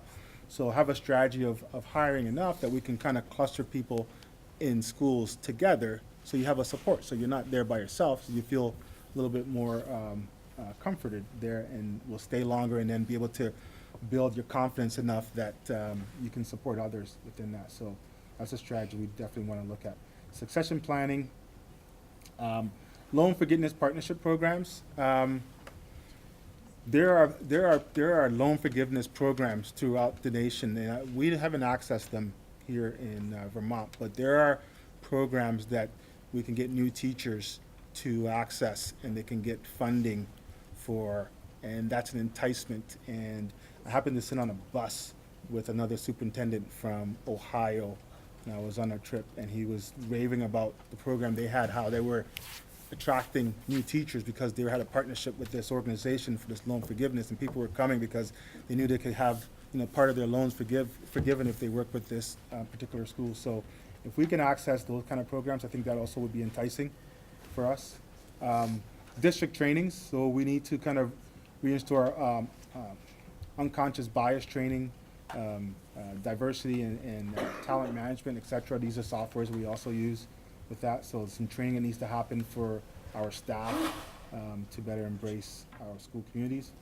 And then looking at targeted hiring process. So we want to review our current hiring process for bias. We want to be able to streamline the hiring process so we can sort of remove bias as much as possible. And we want to do training for the people who are hiring. They should have bias training prior to doing their interview process. We want to assist out-of-state interviewees to come in. We want to seek applicants for Teachers of Excellence from other districts, and of course provide some incentive strategies in terms of trying to get people to come to Burlington. And so that gives you some of the targeted strategies and a little bit of description of some of the actions. In terms of the process, I would see a review from our staff. Usually there's an implementation dip where people start to stop forgetting about what they're doing, and so if we insert an implementation dip and say, hey, we started this, where are we, how do we do that? And then of course the board wants to monitor, so prior to about this time next year, do another monitoring in terms of how the implementation has gone, and then staff would follow up again in the fall to continue the process, and we go through the loop. So that would be the diversity hiring plan, and I'm gonna, do you want me to stop there? I think it might be, given that both of these are quite robust, it might be useful to entertain some comments and questions on this performance goal, and then we'll move on to the next one. Sure, I can entertain. Commissioner Curry? So this is a lot of great detail. It sounds like you found out a lot about a lot of resources that were not previously in our portfolio. So that's really exciting, and it looks like a lot of good possibilities. My question's really just about the timeline on everything. It seems like is the goal here to have some results for fall of 2018, or is this mostly geared towards 2019? And then along those lines, I'm also looking at the monitoring. Did we talk about a monitoring schedule, or is this just one you're proposing now? Yeah, well, the expectation that was set by the board was to develop a plan. Yep. Right? And then have some measures for progress.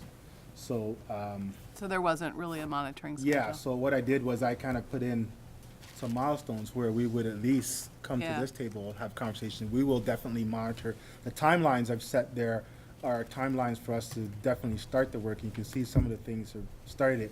You would anticipate that if I were to do an update a year from now, 8 months from now, whatever, to the board, you would see not just the first 2 columns, but you would see probably 2 more columns that give you some details in terms of this is what we've been able to do, and now we understand a little bit where we are, and this is what's going to happen on this date and that date and the follow through. So then you'd be able to see that piece, right?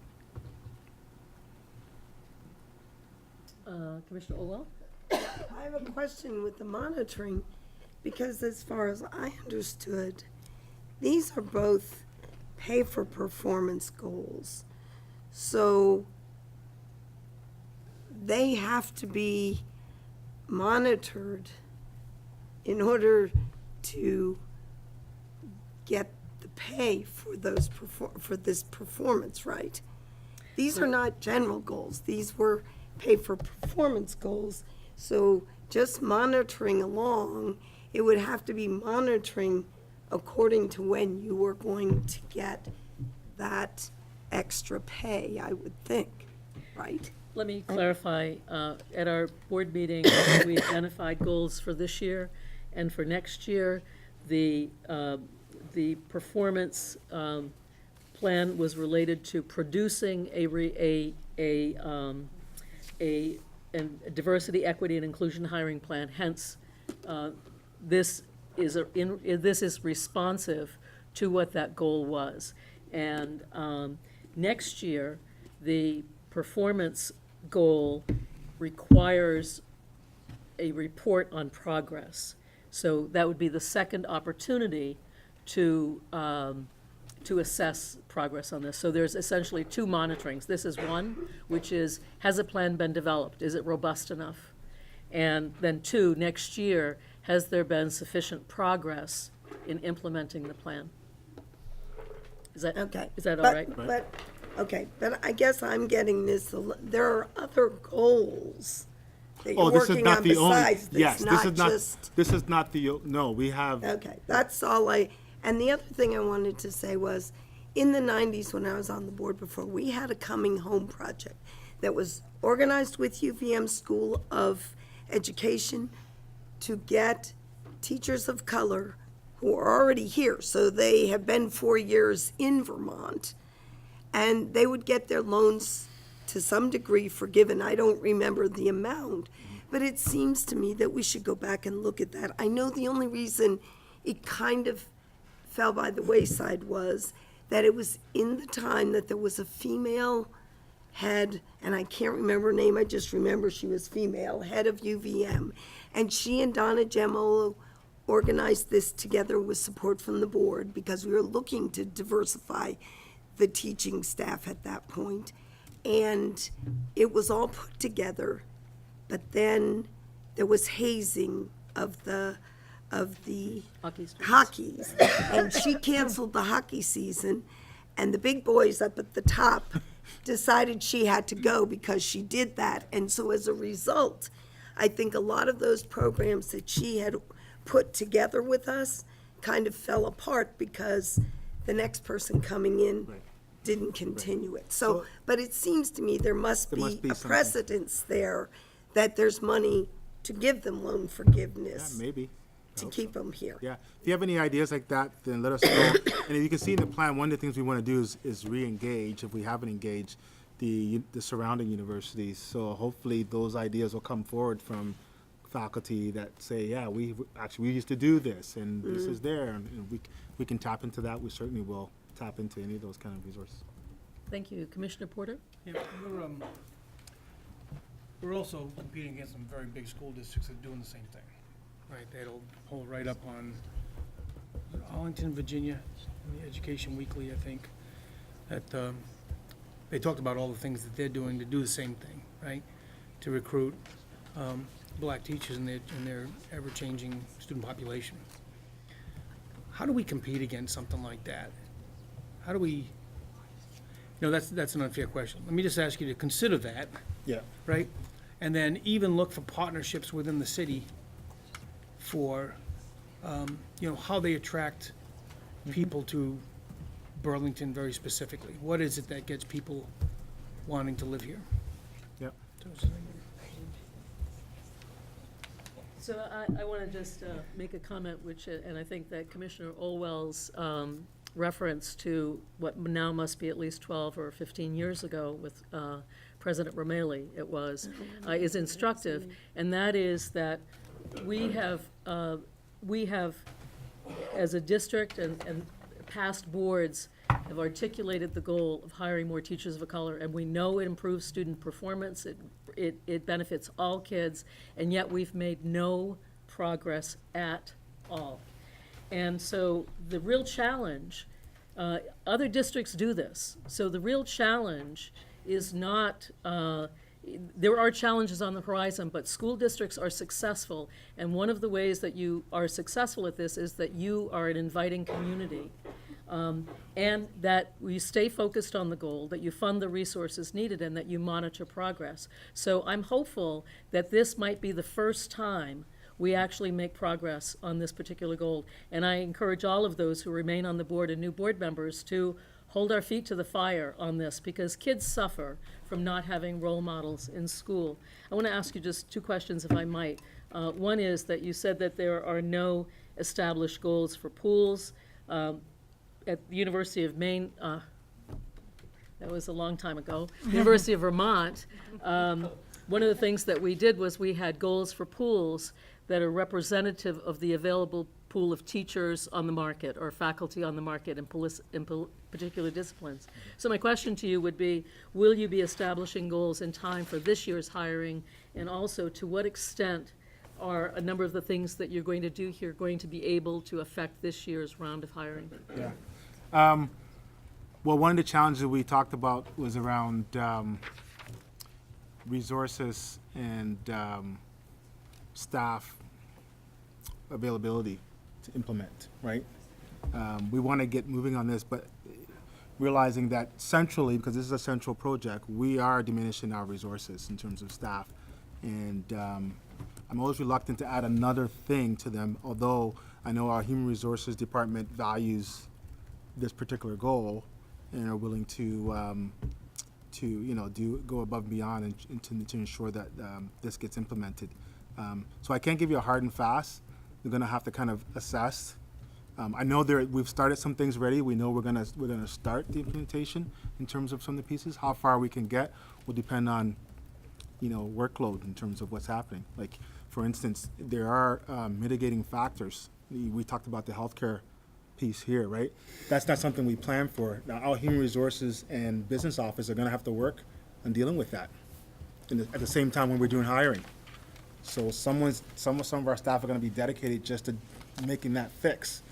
So the immediacy is going to have an impact, and that's something we didn't plan for, we didn't see for. So just trying to be realistic in terms of what we're going to be able to do for this year. But at the same time, there are things we've already started. If you look at the plan, we've already started reaching out and starting to move in the right direction. So I'm hopeful that it'll have an impact for us for this year.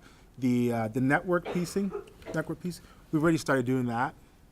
And I think that's helpful already because people are, oh, okay, what's Burlington? This is happening. Okay, we can look into that. And so that's happening a number of front from my level right down to some of our staff, the teacher level, who are sort of getting the word out and directing them to our websites and to our office and to encourage them to look at Burlington. So hoping that alone will yield some interest and conversations outside our borders. Thank you. Commissioner Harrington. Thank you so much for all of this. I agree with Commissioner Seguino that this kind of organized and focused effort is important for student success, and I really appreciate the nice and organized presentation here. I was thinking a little bit about the relationship between the challenges and the plan. The target strategy is largely focused on recruitment, even in the retention strategies. Some of those retention strategies are arguably a little more recruity, like employment offers at job fairs, rather than, that's more of a recruitment thing than a retention thing. And of course, we directed you to develop a plan for increasing representation, which is a recruiting plan. But you identified retention issues as a piece of making a base for recruitment. So I was just wondering what your thoughts were on it. I mean, obviously it's your plan, you must like it, you brought it to us, but do you think we need a little bit more attention to expanding, I guess, the induction and support programs for all teachers? Because we've got teachers who are already here who it sounds like could benefit from more robust support. I did also wanted to say I really appreciate the concept that the district might partner with the BEA on this. I think the more initiatives we can find that are not conversations about contracts, the better off we will be. So. Yeah, I think you're absolutely right. And I think that there is a symbiotic relationship between retention and hiring, and that is a significant piece. I actually had a meeting, a forum with teachers of color last year to talk about this particular issue, to say, you know, how do you like it here in BSD? What do you think we can do? And they had all kinds of suggestions. And I know if we have our current teachers feeling good about being here, that sells our district, right? Because I think Chair Seguino said it, people stay if they feel welcome and comfortable, right? It's the same for community members who, if you move into a community and they feel good about the community, they stay, right? So we want to kind of build that that inclusive, welcoming space with our current staff. I know that will generate others to want to be part of our community. Thank you. There are no other comments. We could move on to the second goal. Thank you. So similar format for the positive culture and climate. So some of the sort of measures and benchmark indicators, we have, once again, a process in terms of following a process, establish a process. Safety indicators. There are a number of indicators we'll be looking at for safety. Safety is a critical piece for people feeling a positive culture and climate, you know, and we've had feedback around personal safety and safety in spaces and things like that. So I thought that was a piece that we really should monitor in terms of how our staff and our students feel about the safe space. Respect for diversity. So once again, respecting all our differences creates an environment where people feel good about where they are and can improve on that. And then improve interpersonal relationships, improve institutional environment, and improve perception of leadership. Okay, so those are three big nuggets that kind of get teased out when you pull the data out. And let me go to some of the identified challenges.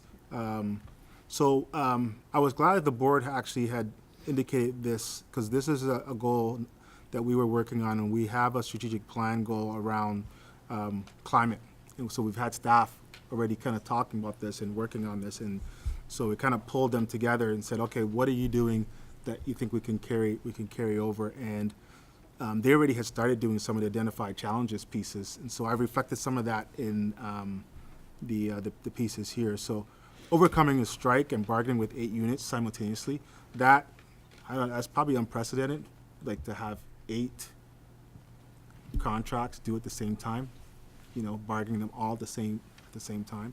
I know that we spend a lot of time on the teacher group because that's the biggest group and everyone kind of is aware of that, but there's 7 other groups that were doing it at the same time when that was happening, which didn't get much attention, which their morale was low because of things happening around too. So that was a challenge, and I'm hoping that we can find a way to at least stagger those in a way that's not, you know, all happening at the same time. So that hits the staff morale and perceptions around a range of things, you know, from their resources and supports to their personal attacks and things within the district. Relationship between board, administration, BA, central office. So we acknowledge that there's some tensions for various reasons between all these groups, and we need to acknowledge that and be able to bring that forward. Some of the data that we collected, surveyed staff reported a high need for attention to school climate during our strategic planning process. So our staff said, we need to spend time on climate. They identified that they have to do that. The challenge in that, some of the data that we got is, you know, when people identify that is, where's the blame, right? Who's responsible for that, right? And I think that we're all responsible for it, you know, in terms of repairing it, right? So that's part of the work to getting people to say, okay, in order to get to here, we all need to be part of it. It's not just one side doing that. Budget and resource constraints. The board knows very well, you know, that having to deal with some previously really challenging budgets sets a certain tone. People don't like to take out resources from the system. It sends messages that may not be true about lack of respect or valuing education and those kind of pieces. So all those kind of contribute to the challenges around the climate. So I think we've captured what the challenges are. So similar to the other plan, we used a similar format. So we have a targeted strategy. So the assessment and data analysis, and we had in the budget around doing some work around this. And fortunately, our group, our climate group, able to write a proposal. We got a grant that's going to subsidize us to working with the National Center of Climate, right? And one of the board members said, "Oh, there is a Center of Climate. This is a big issue for a lot of organizations in terms of climate." So they're willing to partner with us for a fee, which we've provided, and so they will be implementing a survey. There will be a survey that'll go out to all stakeholders, which will give us some data in terms of what people are feeling, what people are saying. And in the surveys, there are all kinds of categories we'll be able to cluster, and they match with some of the areas identified in the benchmarks. So we'll be able to report back on what people had said around those pieces. And if you see in this document here, there are 5 phases that the Institute will go through with us in terms of implementing their plan and the survey. So around the preparation, evaluating it, and then the action planning. So out of the gathering, there'll be actions beyond what we've identified that will help us, because we'll have the real data from what people are saying that we need to do this, we need to do that, implement, and we reevaluate, and then we look forward to sharing that out to all the participants. So we'll share it publicly to the board and to our staff in terms of what they said based on the response. And I think that'll help in terms of a process that people can acknowledge their issues reflected there. District-wide campaign, I do think that we need to celebrate more the good things. There are a lot of good things. You know, sometimes I get some pushback when I talk about good news and good things, and people's like you need to celebrate those things, because there are some really good things happening in our district, and we have some really good staff.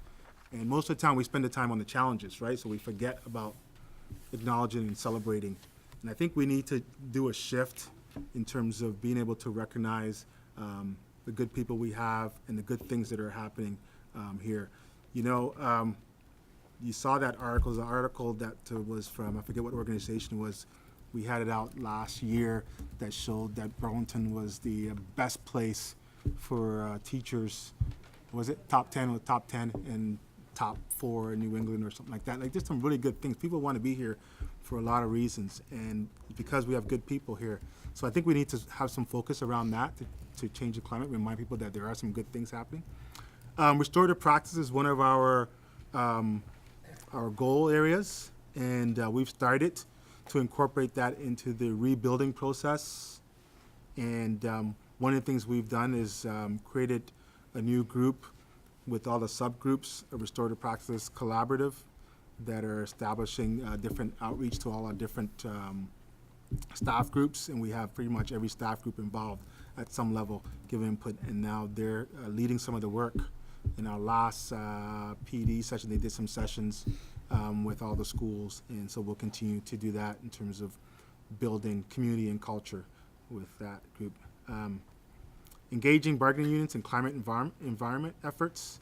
So working with our partners, our BEA, looking at how do we improve environment, because you know, our bargaining units and our personal services staff, they want to work in an inviting environment too, right? And so when I have those conversations, they do want us to be successful, and they want to feel good about that. So we need to have those conversations and be able to talk about strategic ways to create that climate.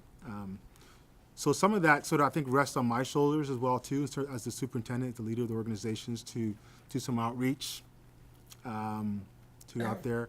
And some of the strategies we've started already is around some specific class visits and observations, really getting a chance to see some of the good practices that are in our classrooms, and seeing some of the innovative projects that are happening throughout our district, which is great. Gives me insight, gives me an opportunity to recognize some of our staff, and then they get a chance to kind of demonstrate you know, their expertise, which I think it's a good thing.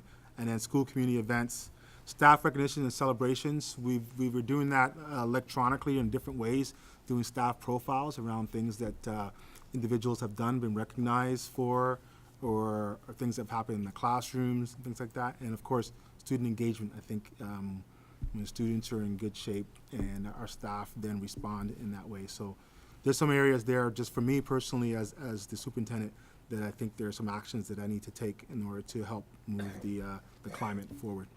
And then finally, central office climate development. I started this earlier in the year. We were having some challenges at central office, and part of it was resources, but also it was, you know, new staff and also logistics and things like that.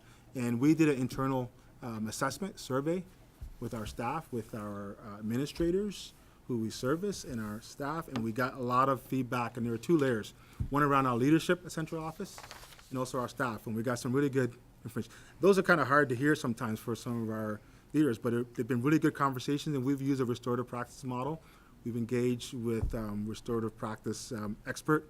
They've worked with our departments by themselves and together. And so now we're in the stage of trying to rebuild and build a new culture and reallocate the workload and do that piece. So that is a piece that we need to do. The other piece is around evaluations as well too, in terms of me having some clear expectations and evaluating staff so they know where the target is and where to hit, and then we can correct behaviors if we need to. And that rounds it out in the same similar sort of review process as we had with the other document. We'll go through and then bring it back. Next year we start implementing to update the board on implementation process. So open for questions. Thank you, Superintendent Obeng. Any comments or questions?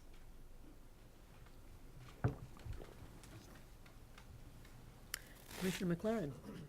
First of all, Superintendent, I just want to say thank you for what I think is a very robust illustration of your goals and how you want to achieve them, for both things. On the school climate specifically, I was just looking for is the organization that's going to do the school climate survey the National School Climate Center? National Center of find Climate. NCC anywhere, so if, NCC. National Center of Climate? okay. National. NCC? I'll keep looking. I couldn't find it, but, or if you could We can send you, I'll send you. Send us a link, yeah. that would be awesome. Yeah. And then I just wanted to sort of echo your comment about celebrating success. I'm a firm believer in sort of the appreciative inquiry concepts of like focus of improvement. So like expanding islands of success and using our successes as demonstrations in terms of process and what we can be doing to be successful across the board. So that could be a very small thing, but I think it's really important to be using our successes as examples of how we can communicate, do our work, and be productive all over our district. So thanks for that. Thank you, Commissioner McLaren. Others? I just wanted to. Did you, Commissioner Yeah, Olwell? I just wanted to ask if community shouldn't be more added into the second one. The well, they will be in the part of the survey. They will be part of the survey to start. But let me pull you to what the board had asked me to do was to improve and promote positive work culture and climate in each school building in central office. Okay. Right, so that's what the board had asked me to do. There's gonna be a byproduct in terms of we'll reach out to the community in terms of Right. getting that. Well, that's, But the okay. board had asked me to do that, right, so. Commissioner Curry? Yeah, just on that point, I think a lot of the community morale reflects what parents hear from teachers and administrators. And so when teachers and administrators are having a hard time, I think it makes parents' anxiety increase. And that, I think this is intended to allay some of those anxieties and fears that spill over. So my question's really about like the same, I realized upon like during the budget process, it really hit me how we had a CEO and a COO before you arrived. And that because of that, communication was facilitated by having a chief operating officer back at the ranch or back at the base. I was trying to find the right analogy, but our language is so, okay, back at the administrative building. And then our superintendent was able to get out and communicate with everybody all the time. She was just out in the community all the time. So I realized that this communication issue has been just kind of a juggernaut for you ever since you arrived. And I hear it, on a regular basis, like tonight with the CP Smith plan. I'm sure we'll have a chance to talk about that with Marty. But, it's kind of like we hear this stuff like nobody at CP Smith knew that you're building a building. And I'm kind of like, it's such a huge disconnect. It's like, really? Yeah. Like, right? And I'm sure there's, a lot of information behind that.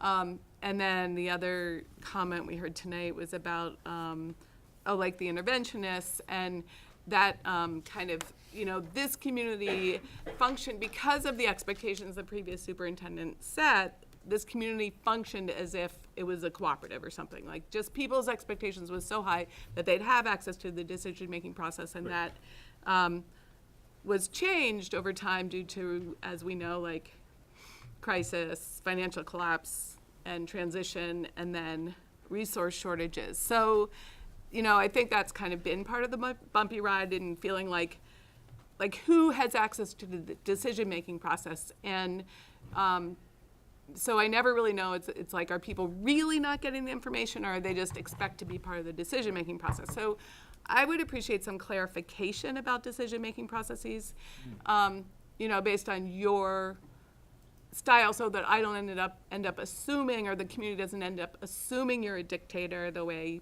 you're perceived by some people, or people don't, assume that they don't have access to the decision-making process. So just that there's clarity around that.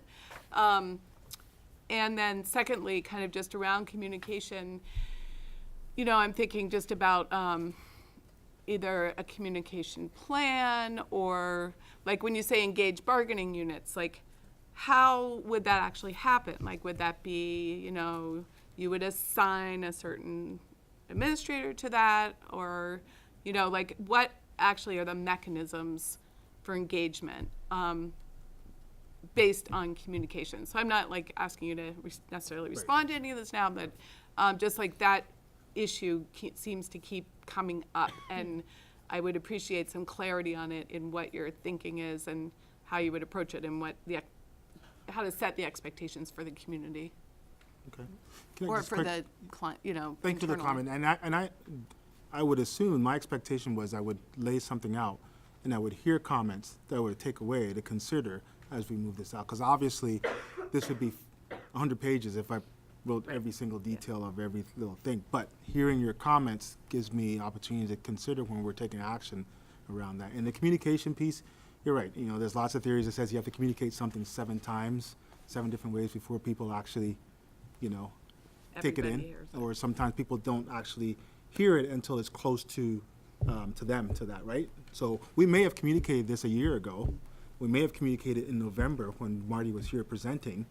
But maybe now people are starting to say, oh, this is what's happening, and now we're saying, okay, and there might have been opportunities where people had, so that is always a challenge in terms of how do we make sure people are understanding exactly, what the impact is before, and I think it's a continuous balance for different issues, right, depending on what the issues are.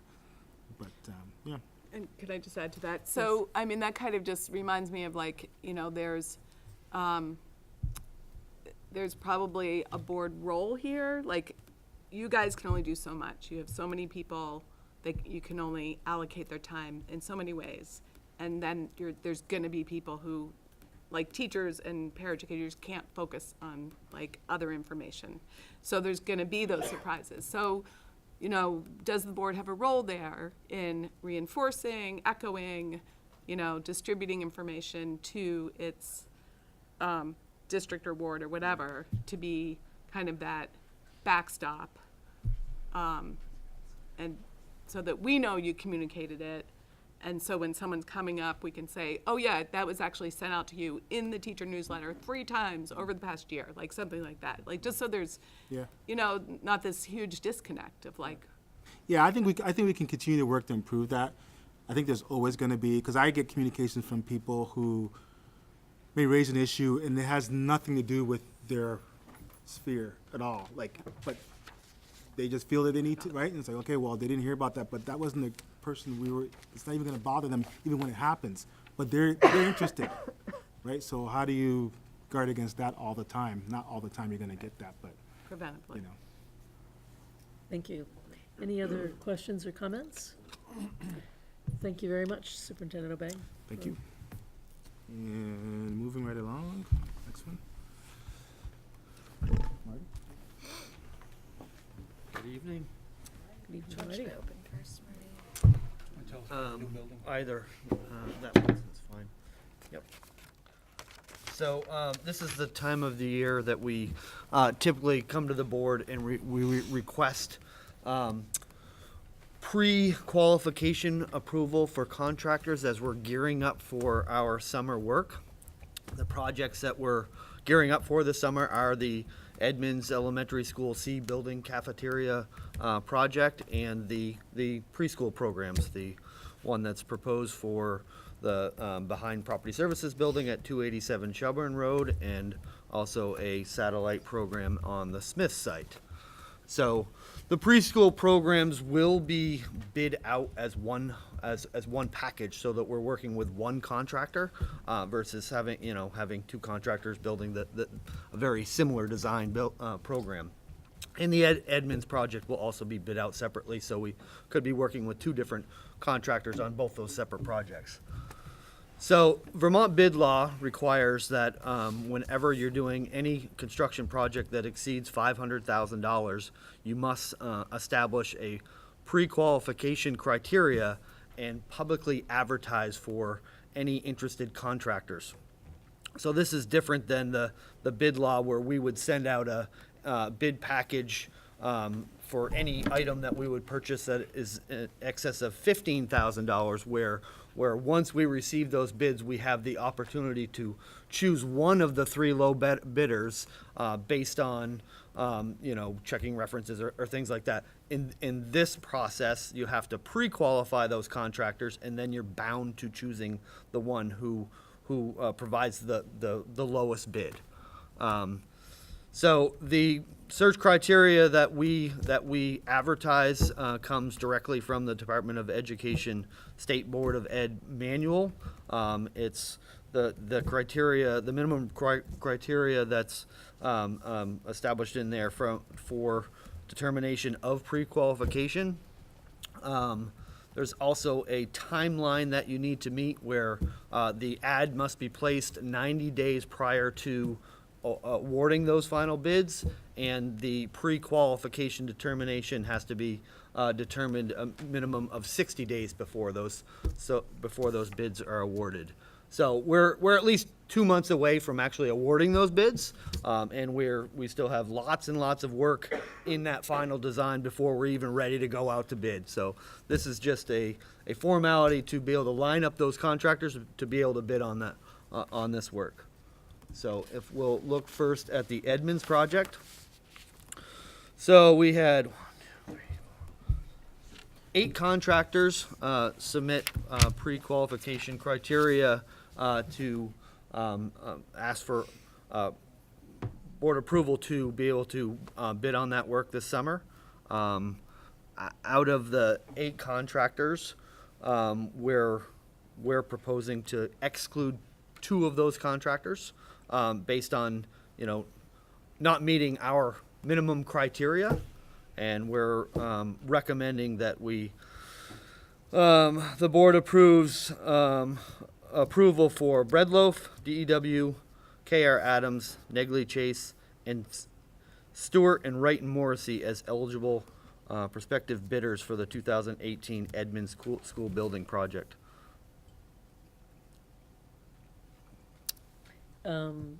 Thank you. Can I just clarify, Marty? So that means you're excluding Negley and Peak CM? That means we're excluding Peak and Millbrook. Sorry. Yep. Okay, thank you. Yep. Commissioner Harrington. Oh, well, do we need a motion on the floor for discussion? Usually we do, but do you want someone to make a motion? Yes, Commissioner Harrington, would you be willing to make a motion?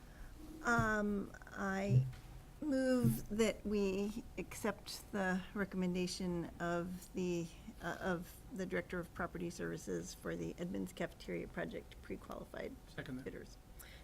Seconded by Commissioner Porter, therefore open for discussion and therefore questions. Commissioner Curry. So can you scoot the screen over to the right? Sorry, I know it's hard to see. No, that's okay. I just wanted to look at the history with CPL.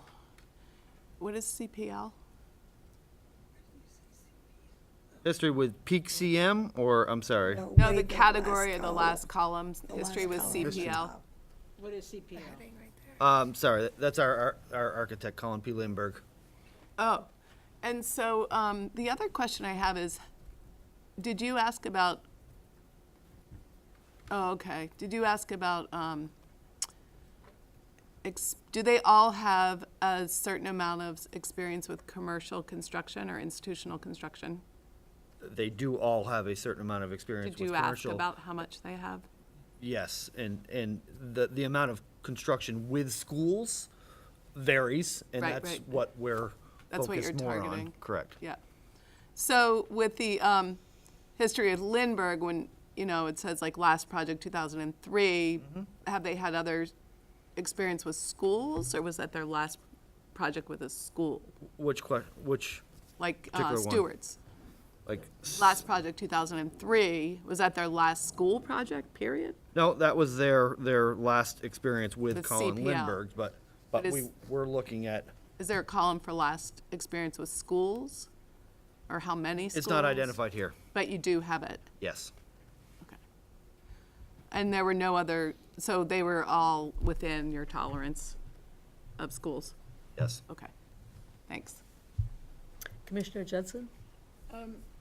What kind, if any, regulations does the state have on getting bids from architects? Because I heard you say our architect. So you always go with the same one. So architects are not, they don't fall under that same category of the bid law that requires you to bid out that service. Architects fall under a separate category, very similar to like legal services that you don't, the bid law doesn't mandate you to bid that service out. Thanks. Commissioner Gentleman. I was just wondering, CO and CC in that history with CPL column, what do those two abbreviations refer to? In your last column on the right. Yes. He just forgot his glasses, so he can't see. Well, yeah, up on the screen. CO high.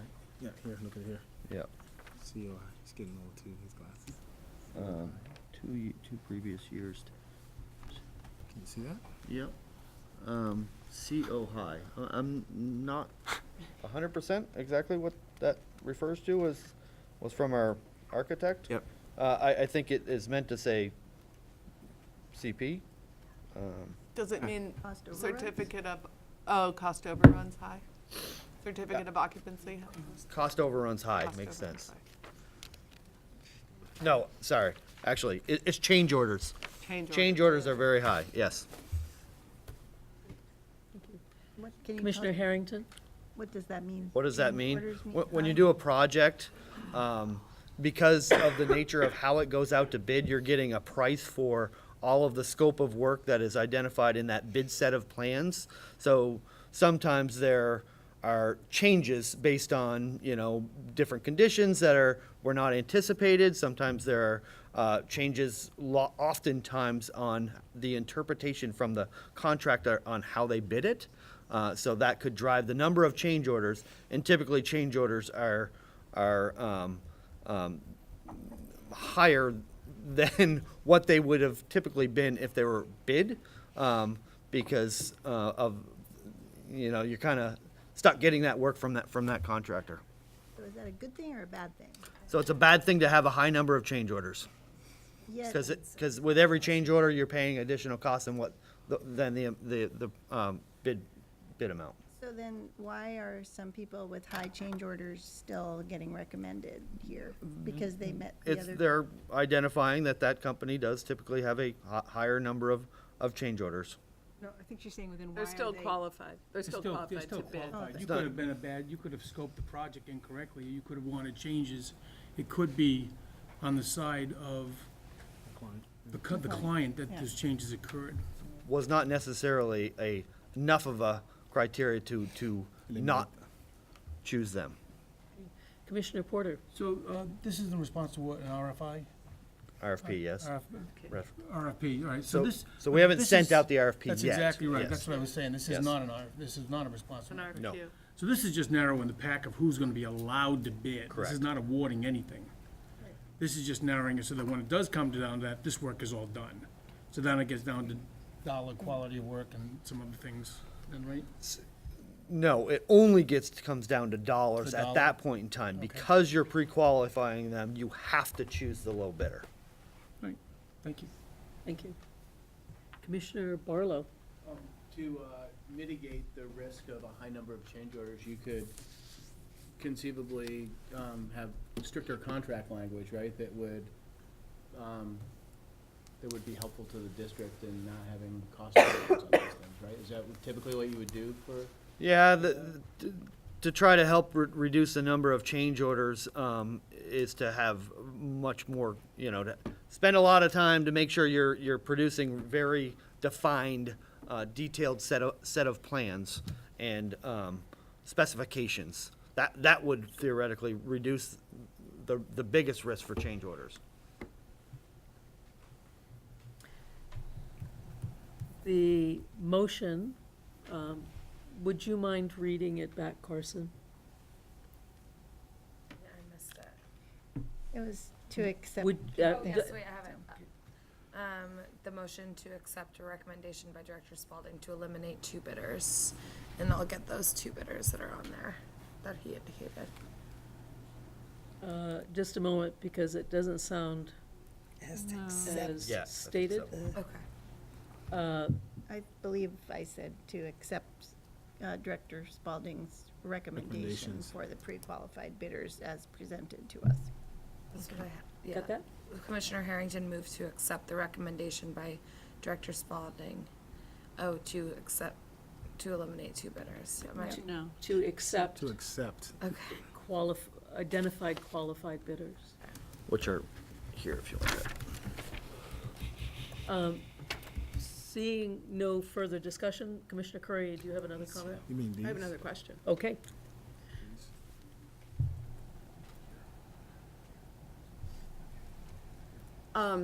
So will we need to approve the proposal, the final bid? Yes. Okay. And do you have to go by price only, or can you go by? Yeah, based on this bid law, yes. State says well. And so do you have, so I'm concerned about the remaining, so you already set the qualifications, so I feel like we don't have any leeway to change them, right? I mean, we don't really have any option here, right? No. So this is just pro forma. Correct. But The it would emperor's make clothes come off. And so then if we get a bid that's the lowest price from someone who has a history of high change orders, you know, it's kind of like setting the stage for what happened at Barnes, where we had a $300,000 change order. It is.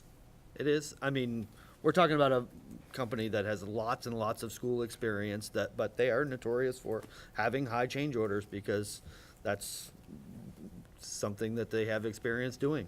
And so are you- The I mean, I guess board the question- could say that we don't want to pre-qualify this company. I mean, I'm not necessarily recommending that, but that's your decision. So, Well, I don't think that's what I'm saying. I don't think it is our decision. I'm asking for clarification on Commissioner that. Curry, let me speak.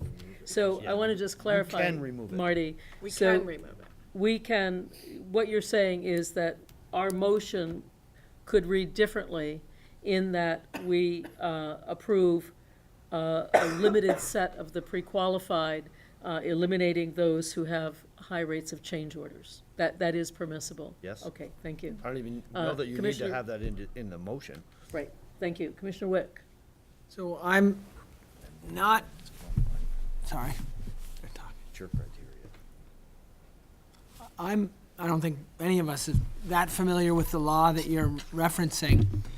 It seems a little concerning to me because the law seems to promote the lowball offer.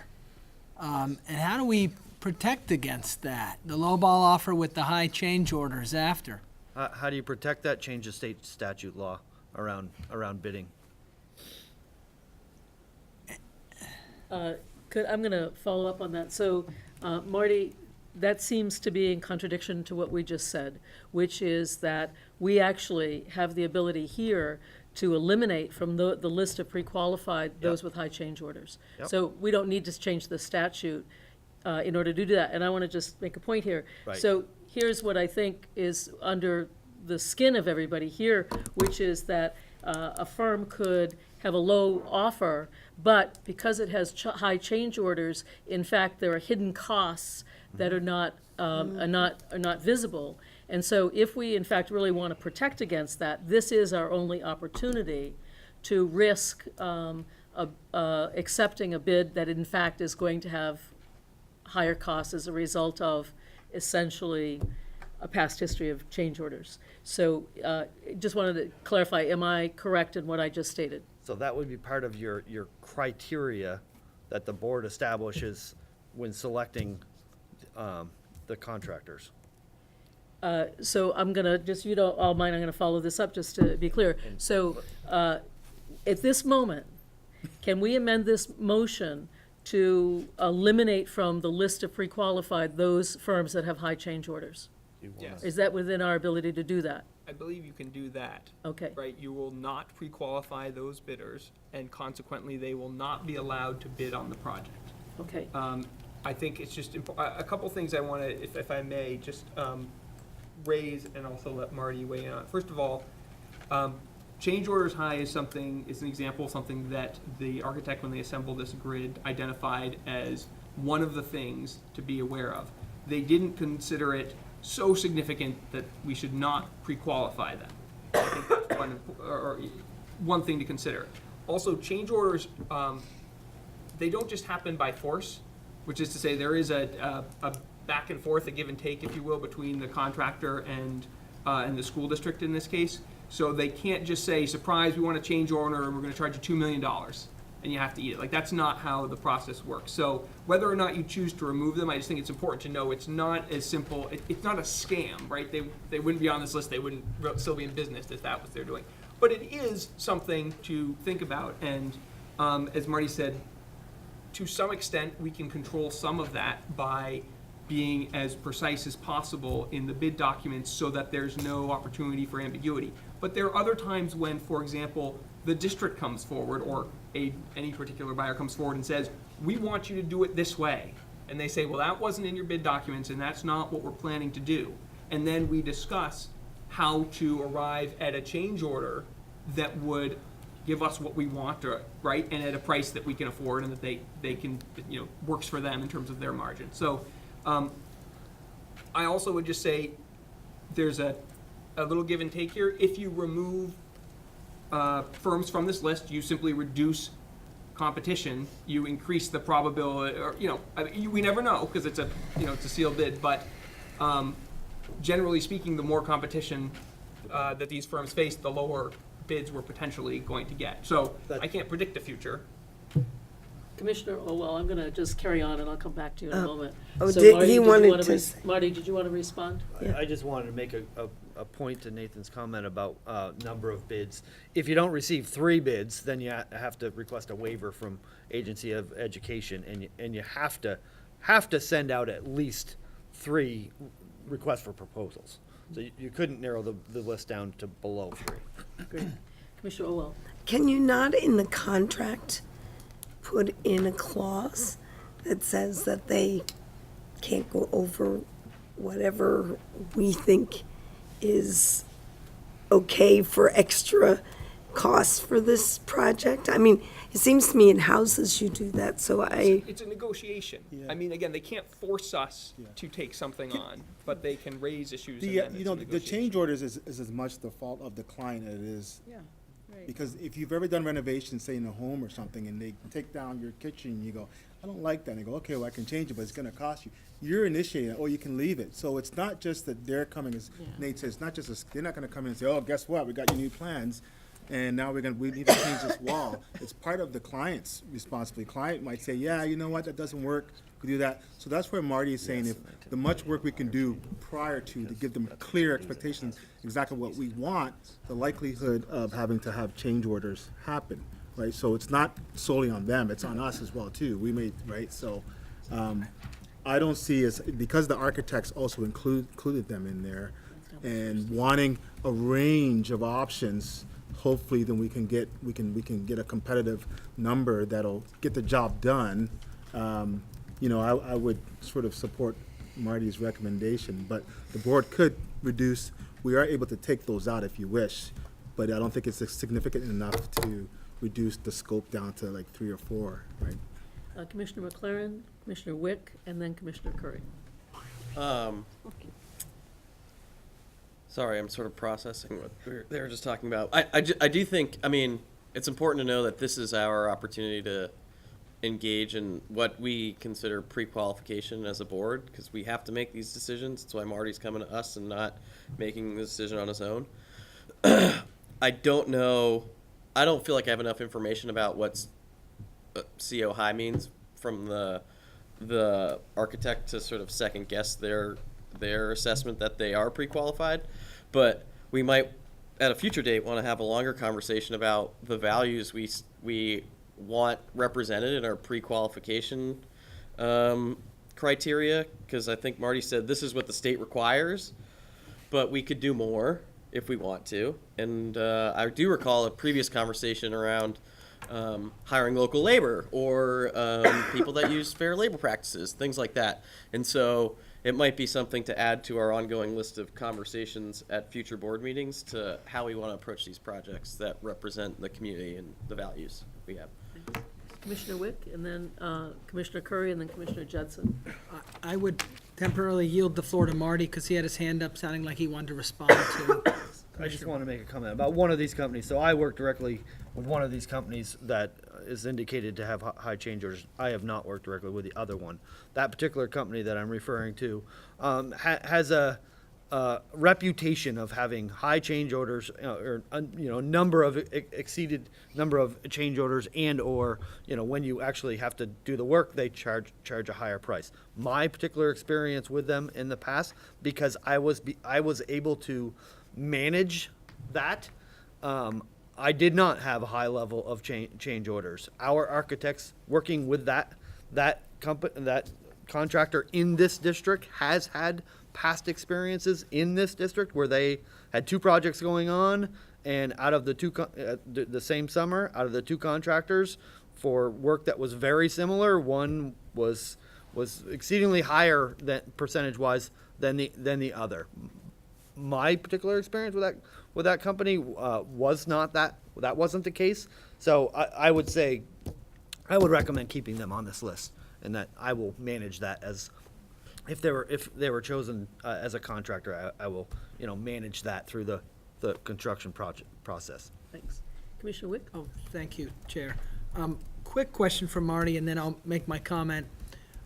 Marty, I think what I heard is that you and Colin, the architect, and Colin has had a great deal of experience, probably one of the most experienced architects in school matters. Been around a while. Yeah.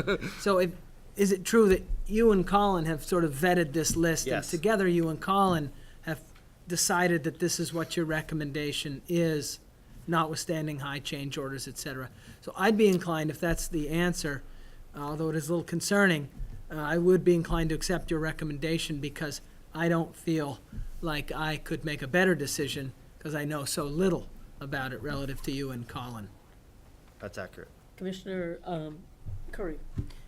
Thanks. I have, I think, 3 or 4 questions, but also change orders are just as much on the part of the architect's responsibilities too, and putting enough alternates in. Yes. So it would also make me wonder how many change orders Colin has in all of this, because that's kind of where we've faced challenges in the past. So it might be time to look at our architect too.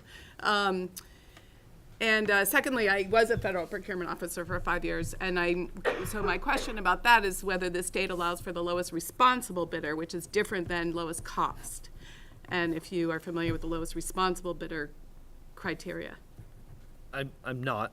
I have the state statute right here. Yeah. But what is responsible implying? So responsible means that there are other criteria that go into your decision besides just cost, just bid. So if you're doing a lowest price contract, then you can only look at the price. But if you're doing a lowest responsible bidder, which is based on the federal acquisition regulations, which I'm not sure if the state statute bases it on the FAR or not, then you would go with the lowest responsible bidder. And this goes back to why I've raised procurement as a need for our board repeatedly, which speaks to the footnote of having procurement be clarified for both staff and board around understanding the lowest responsible bidder. I think you could probably get some guidance on lowest responsible bidder from the state because it just isn't the way you do a federal procurement. So I'm just curious if the state's really that different. It is that different, and I know that because my wife works for the federal government doing Yeah, so you've done bids. lowest responsible bidder before with the FAR. Yeah, and I think to answer some of your questions, some of that criteria could have been put into this the qualifications. Pre-qualification criteria. Some, depending what it is, may also be part of the RFP. Right, exactly. But not something that would prevent one of these contractors. Right. No, I didn't mean that. Right, Yeah. exactly. It would have to be the same. They're bidding on the same thing, like for example, absolutely, but it livable doesn't wage. just have to be cost. So, so then my question is, which would help me clarify. I agree with you, Jeff. Like, I don't want to second guess you here, and I don't want to limit our options. You wrote how many projects they did in the last 6 years for all of them except Stewart's, and Stewart's is the one that makes me nervous because they may have a lot more commercial construction than I realized they didn't used to. So if you go back to the right, you wrote, instead of writing how many, can you go back to the right, please? The last column, CPL. The other right.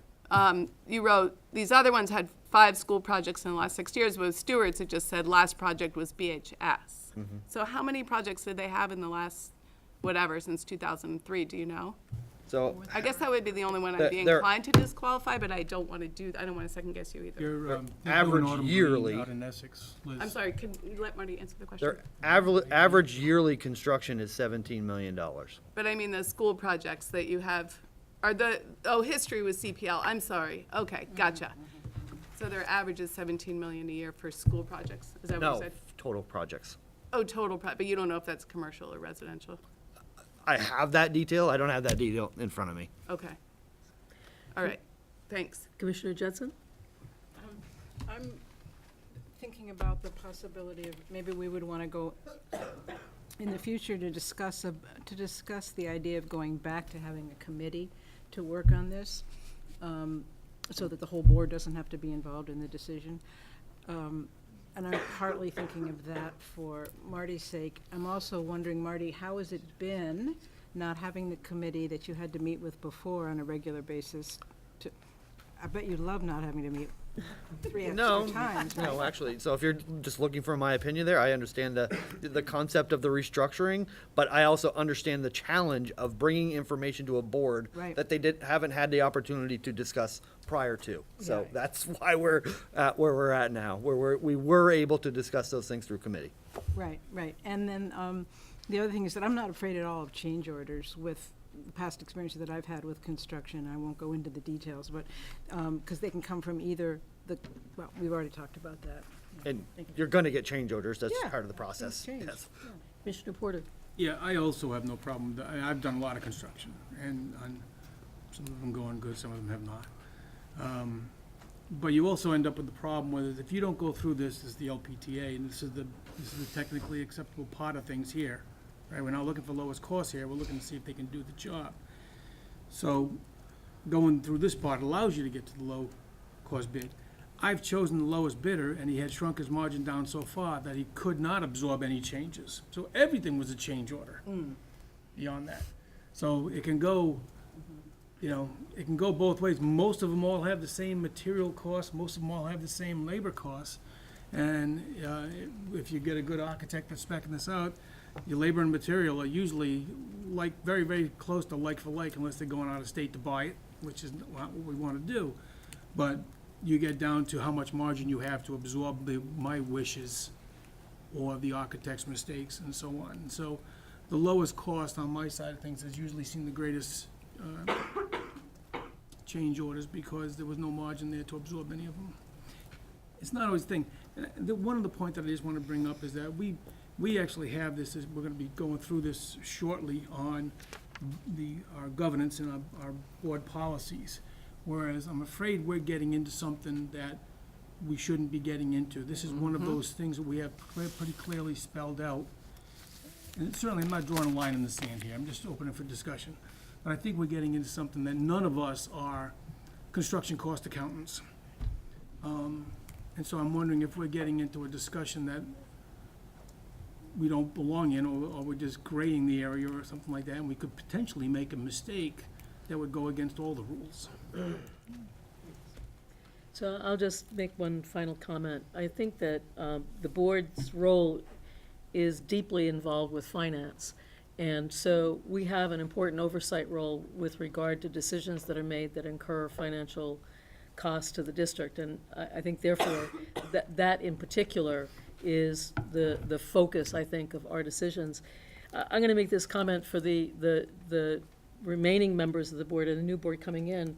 We have bonded for millions of dollars of infrastructure projects, and I think it's an opportunity, as Commissioner McLaren said, to convene have some kind of discussion at the board level. Are there specific criteria that we want to add to or modify with regard to future bids? Whether it's, paying a living wage or some of the other things he's identified. But this is going to keep coming back to us because we are going to be doing a lot of infrastructure projects. And I think if we clarified that, this portion of the process would go more smoothly because we would have vetted all of these issues. So I just suggest that to all of you as an item to put on the agenda and to think about. So we have a motion on the floor Is there any more discussion? All right, all of those in favor of the motion, please say aye. Aye. Opposed? Abstentions? Passes unanimously. Marty, do you want to take us to the second? Can Sure. Sorry, before you, can you make sure we Wording. have the right motion? Yes, I wasn't sure if the amendment. There was no amendment. there was no amendment? So, as we've motioned to accept the recommendation by Director Spalding to accept identified qualified bidders, including the ones he has listed. Yeah, that sounds good. Thank you.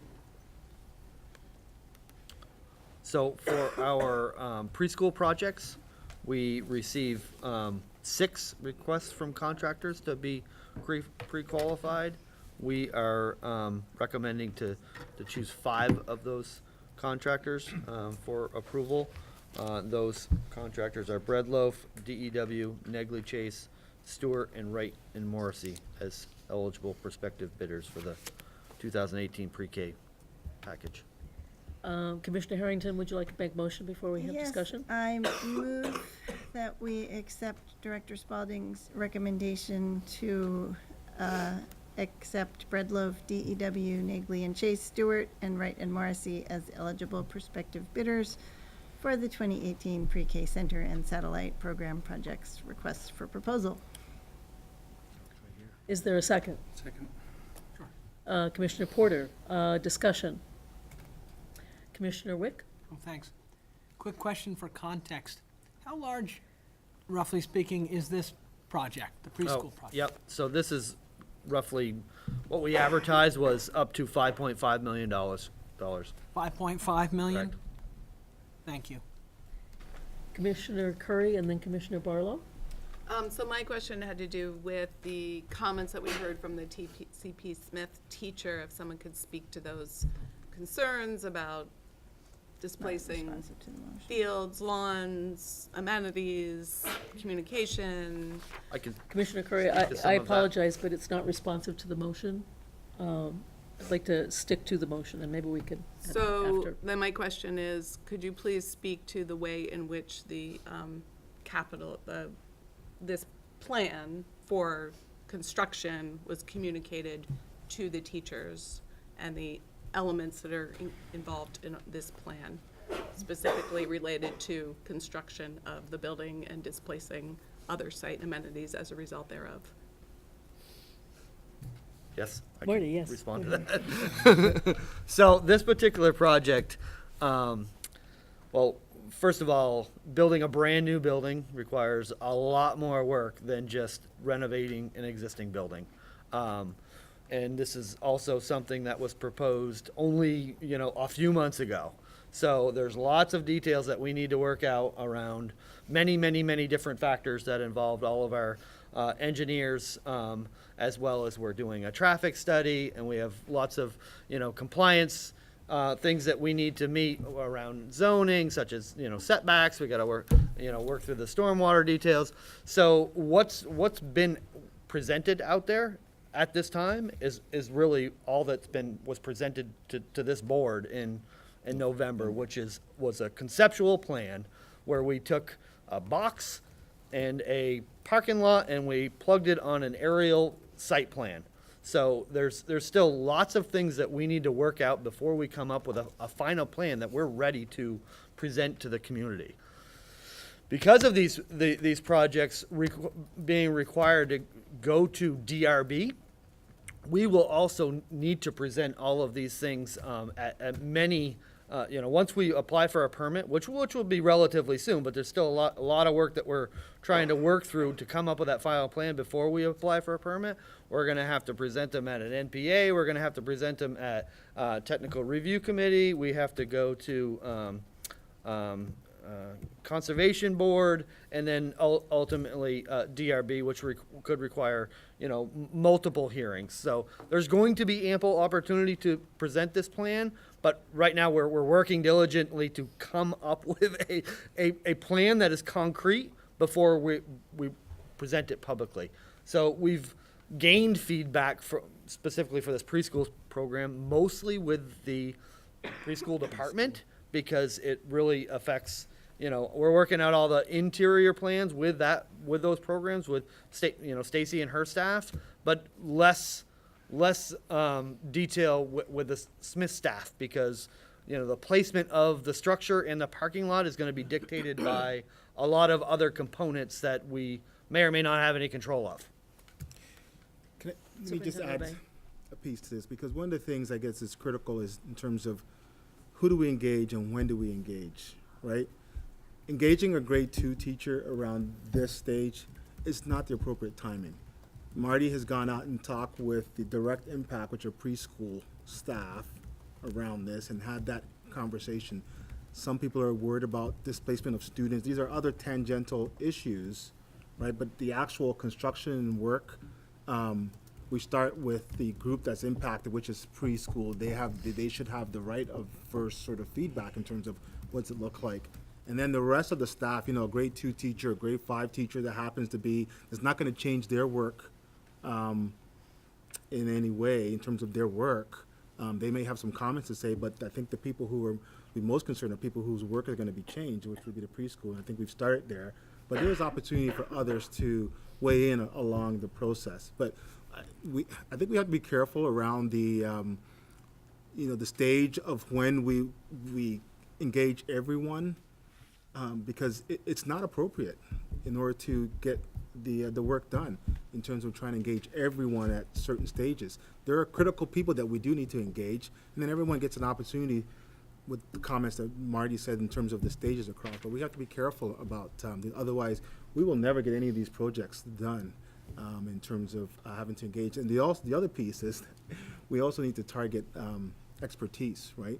So the questions that Marty is looking for, he's going to target the individuals who are going to give him the information to do the next step. Others may have ideas and thinking this is going to happen, but he's not there yet. So he wouldn't be approaching those individuals to say, hey, what do you think about this? Because it's not at that stage, right? So we need to be sort of cautious around that. I see numerous hands, so I'm going to basically create a list here. Commissioner Olwell, forgive me, Commissioner Barlow was next. I think a different seating arrangement would help with this process because I'm going to get a neck arthritis here. Commissioner Barlow, Commissioner Judson, is that correct? I was first, but that's okay. Oh, so I'm going to go with Commissioner Judson. Check the tape. In deference. Check the tape. Video review. Yeah, check the tape. Commissioner Judson, Commissioner Barlow, Commissioner Wick, and then Commissioner Olwell. I'm going to give to Mark. Go. Okay. So I would disagree a little bit about when to engage the Smith community, because the Smith community has used part of this property. It's part of it's an amenity that they use in the school. It's the gardens and it's the orchard, and they planted, and I think that there's a lot of activity that goes on in that space. And without engaging the Smith community, then a plan might be arrived at that has a cost associated with it that would not take into consideration the destruction of that. So, for instance, if this is a $5.5 million plan right now, we said. With both projects. So I'm gonna call a point of order here. No, I'm gonna come back to you, Mark. I'm not gonna ignore you. So I'm trying to follow Robert's rules here. And Robert's rules tell us that we have to speak to the motion. But after we vote on this motion, I will come back and everybody can have their comments about the issue, the other issues. But I want to just follow protocol here with regard to Robert's rules. So I'd like to ask, of the four people whose names are up, is anybody here ready to speak to the motion? Commissioner Witt. Yes, however, and I'll defer to Commissioner Susan Marie Harrington. Under Robert's rules, when there is a fundamental issue at hand, in this case, the power of, the ability to approve this based on some faulty assumptions. So it's called a point of privilege, and there's a list. But bottom line is, here's my concern. My concern is the city charter, and I'm not opposed to the project, just to let you know. But I think there may be an omission that is a key legal omission here. The city charter requires that the school board actually approve projects above, I think I'll look tomorrow and I'll send it out to all of you, but the city charter requires us to specifically approve construction projects in the district. Correct me if I'm wrong, but I don't remember at the board level us having deliberated on this and then approved it.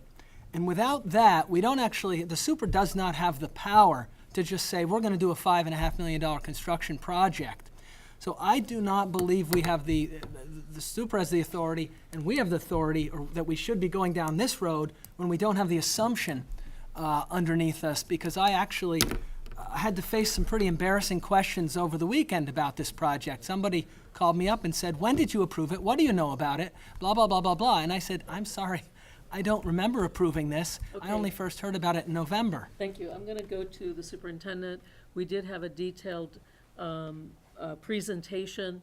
Want to ask Superintendent Obeng if you want to respond to that? Yeah, I think there's a couple of contexts. I mean, we've done several presentations on the capital plan, and we've talked about the big piece, and we've also shared the one-year plan in terms of what needs to happen within the first year. Marty came to the board in November and presented this plan to the board. We didn't hear any objections around that. At that point, we would have stopped and kind of gone forward. But it's the board's prerogative. If they want to take a step back, then we take direction from the board, so the board can. But of course, it would change the timelines in terms of all the other pieces. But Marty? Go ahead, Marty. I just wanted to add the comment about the approval of the project. That comes when you award the bid.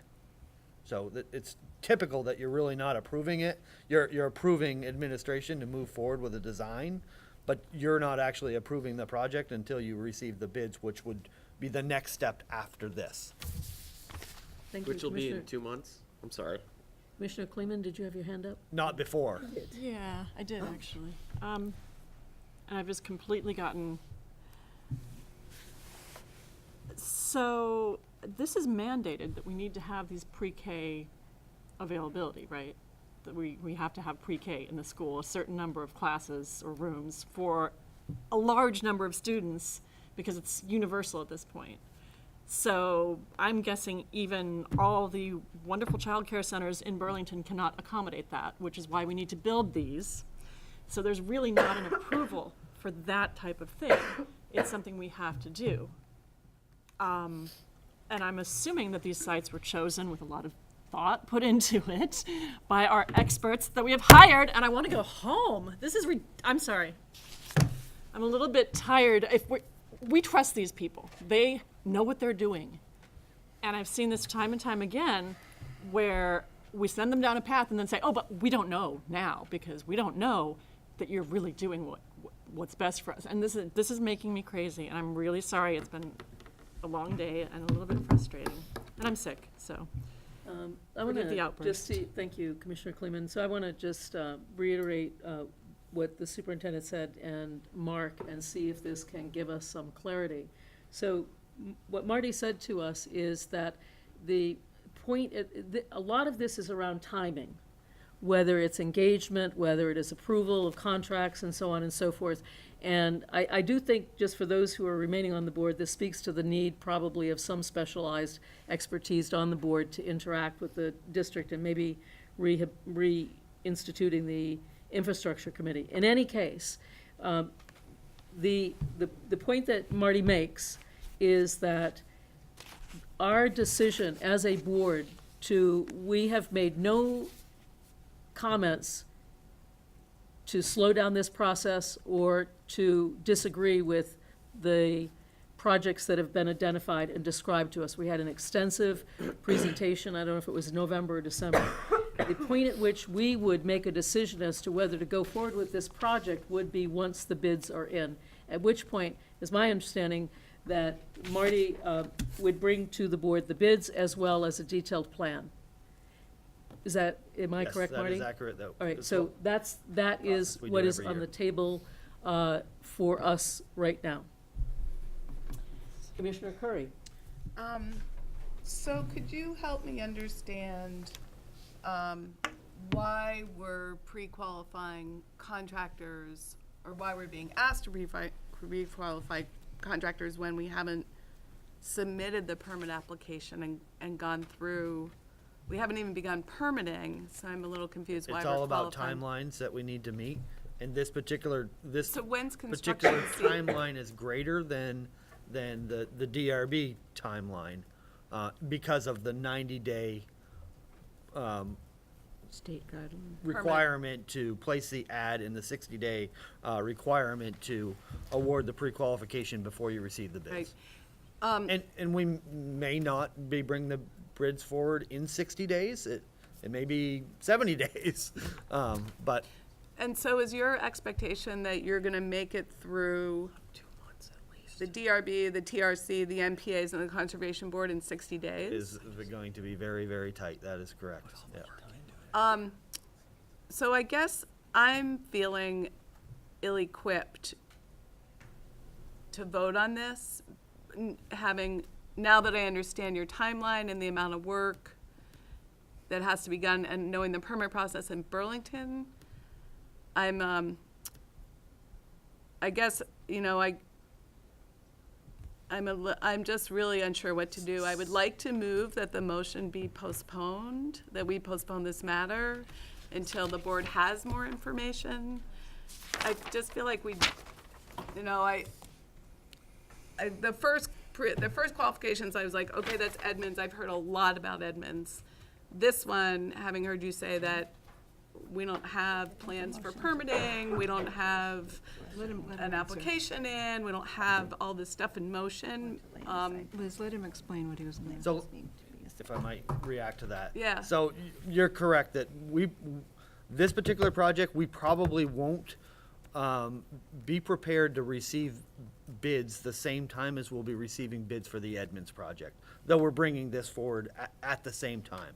So the pre-qualification is just a requirement that we have to meet, but there's not a timeline that says that we can't put this work out to bid in June. But if we don't, get these contractors lined up now, then they're not even going to pre-qualify with us. The preschool project, because we don't have a deadline to get this work done within the summer months, and we're not anticipating moving students into that program until September of 2019. We have a larger window of construction. We can start that work later in this summer. What we don't want to do is lose the entire window of this summer to do any of the work, and it all gets extended till next year. We understand the timelines with zoning are going to be a challenge. What I'm saying is don't line them up with the 60-day notice and assume that we're going to be bringing these bids to you in 60 days, because we're probably not.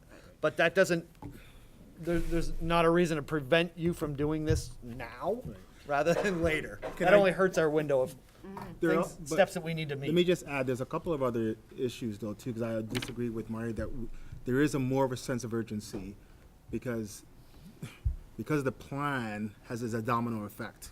We have no space at IRA, right? We're creating space for we can't meet there anymore. We have no office space. The sooner we can start the plan, we can move all the other dominoes. So the longer we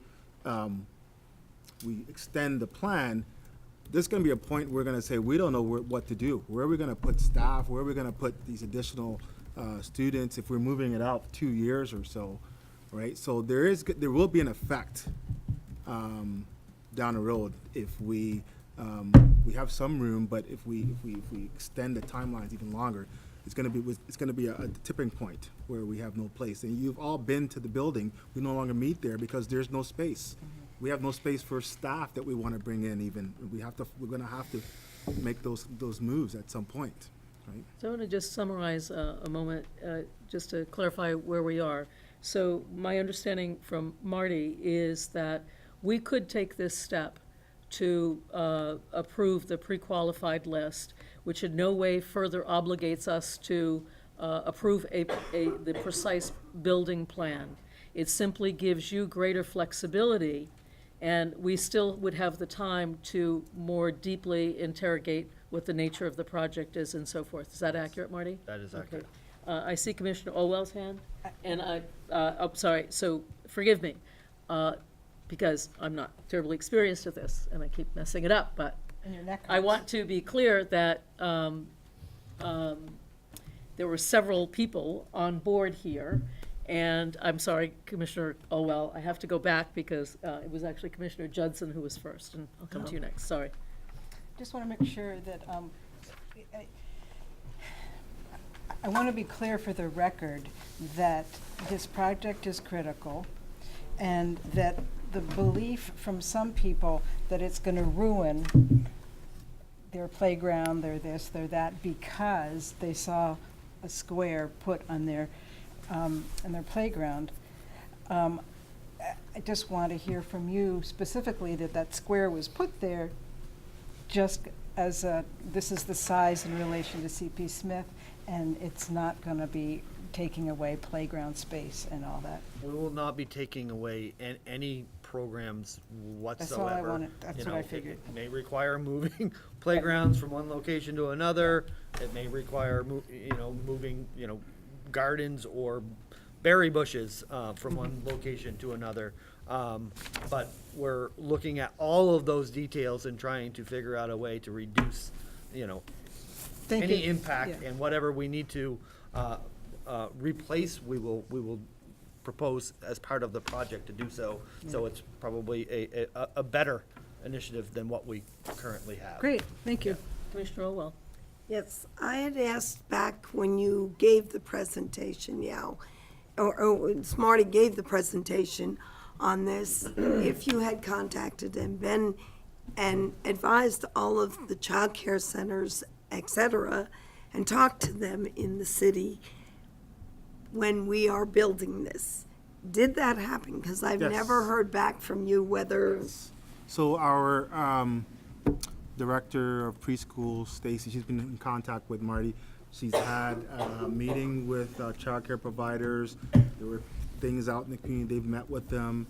They've had conversations with them. I myself was at Sarah Holbrook yesterday, having conversations around the future plans. And so they've been informed. They know. They came together as a group, and Stacy explained to them exactly what was happening, and they were supportive of the move.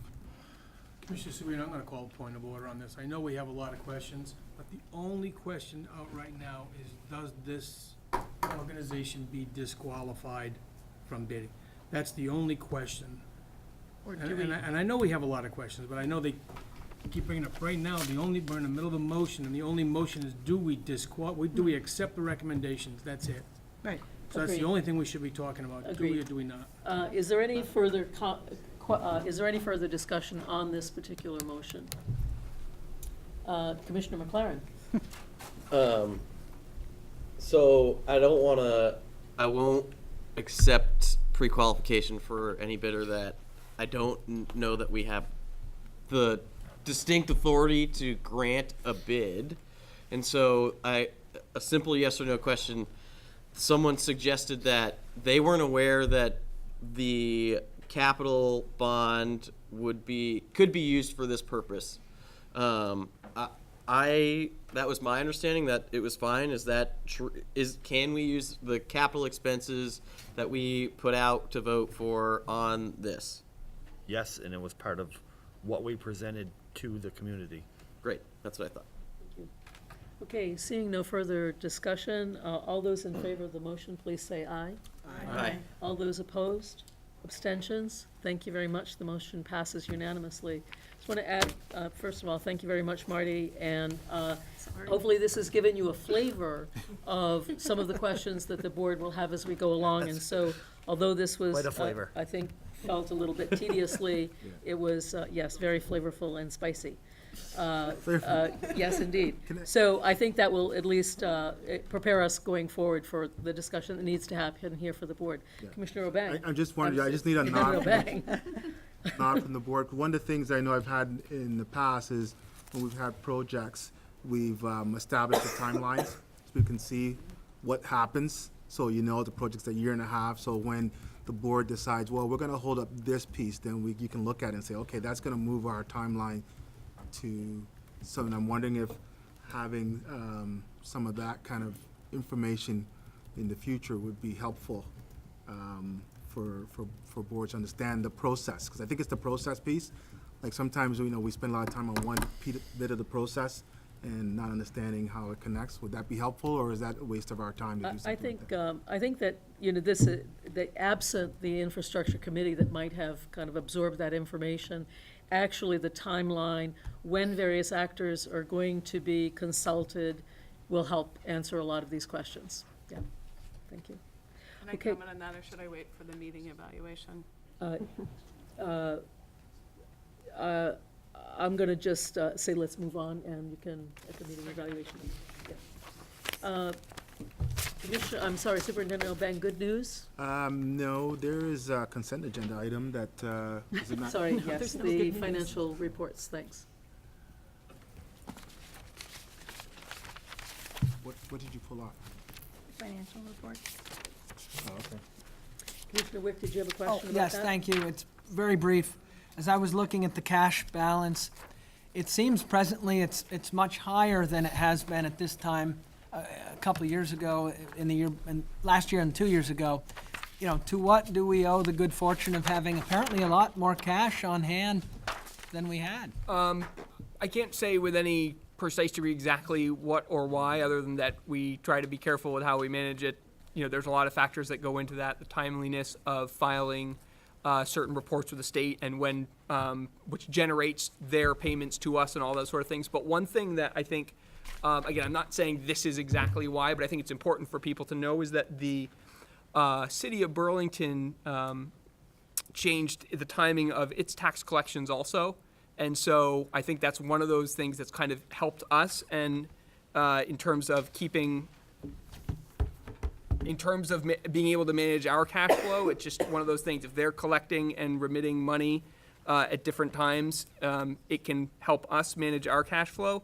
So it's hard to see it because it kind of happens in the margin of the graph. But if you look on the far right-hand corner, you'll see a blue line that at the very end of the year spikes up, and you'll see a green line that goes down.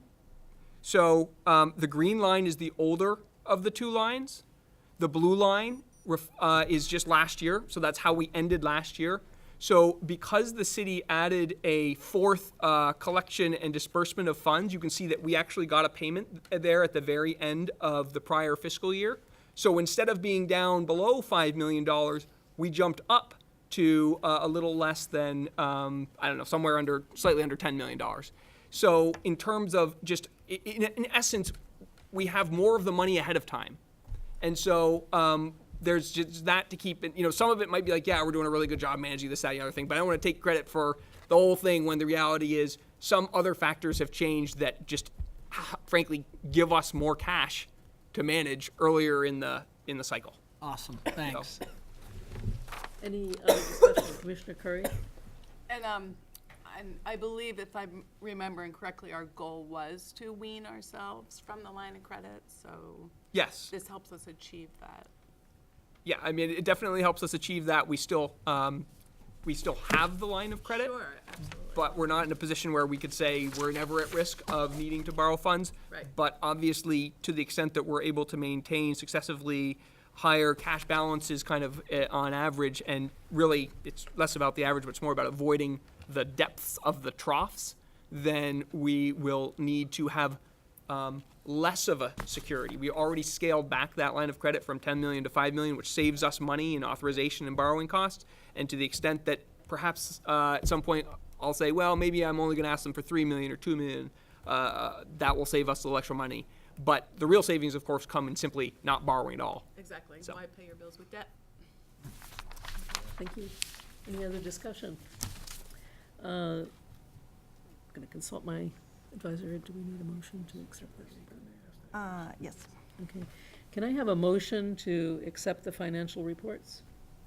Commissioner Judson, seconded by Commissioner Olwell. All those in favor? Aye. Opposed? Abstentions? Passes unanimously. And now the good news. Good news. Wow, thank goodness. Good news. In an effort to profile some of our great staff, wanted to acknowledge Doug Davis. Most of you know Doug. Doug runs our food programs and is able to provide our students with breakfast, lunch, and dinner. He's able to get staff together and provide lunch even during snow days. Students can come and grab bag lunches and go back home, and some of them do that. And Doug is a leader in the nation, and Doug has just been named president-elect of the National Nutrition Association, and so he'll be president-elect this year, and then he'll be the president for next year. And we're going to provide him the time and space to do that because it has great benefit to the nation, but it also has some good credibility for our programs here in Burlington. So I wanted to, good news, recognize Doug. Thank you. If I may just add one thing about, so folks should know, we actually do, this is not typical, but this is a great testament to the organization. They actually provide us a certain amount of money that is meant to acknowledge the fact that Doug will be devoting some of his time to their organization. So it's not massive, but the point is, oftentimes this is something that districts do, and we don't get anything other than whatever intrinsic rewards are associated with the appointment. So that's also nice.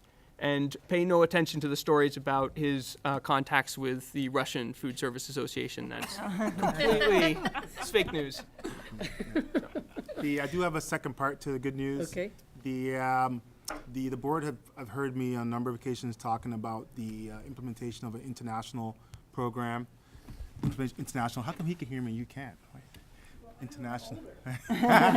International program here in Burlington, and in the last budget cycle, the board had actually approved the recommendation, which was supported to start that process. And I'm happy to say that we've made some a good partnership with Spiral, which is an organization that's based out of Burlington, and we've been able to make some connections in China, and they're sponsoring myself, district principal Bonnie Johnson-Aiden, and our high school principal Tracy Rossicott to go at the end of March to China, where we're going to get a chance to showcase Burlington School District and meet a number of people who are waiting, who are very much interested in doing exchanges to Burlington. So we're going to, our goals is to establish a camp in the summer for students to come forward to do some exchanges at the elementary level, and then also do tuition fee-paying students at the high school level. So that's going to give us an opportunity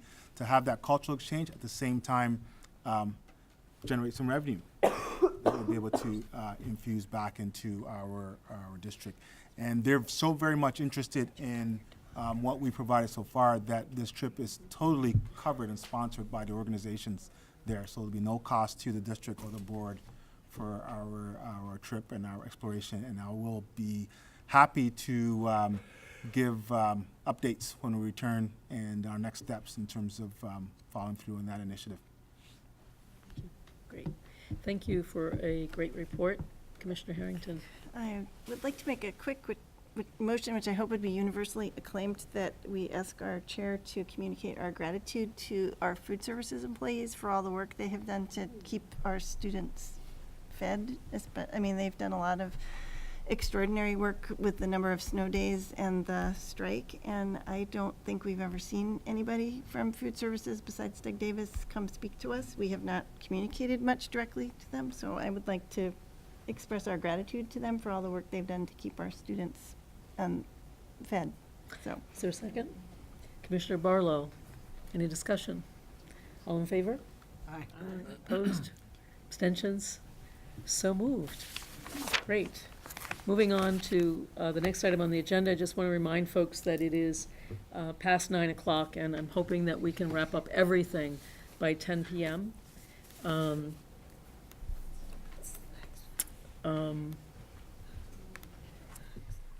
So the next item on the agenda is, I'm sorry, I just lost my. if you want to say we spent a lot of time on the superintendent monitoring that to the future, I would really hope Okay, we stick to so I want to make a proposal. So I'm going to ask Commissioner Harrington to help me, but let me just state generally, given how much time we've spent on the superintendent's report, I'm going to suggest that we table. No, postpone. Postpone. Postpone item 8 to April. To April. So To the regular April meeting. So I'll say that once again, that I'm going to make a motion to postpone the monitoring report of the superintendent compensation and benefits to the April meeting. Is there a second? Commissioner McLaren. Any discussion? All those in favor say aye. Aye. All those opposed?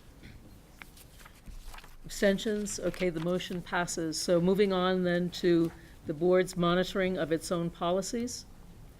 I'm going to turn this over to Commissioner Harrington, who is going to lead us through that monitoring process. Thank you, Chair Seguino.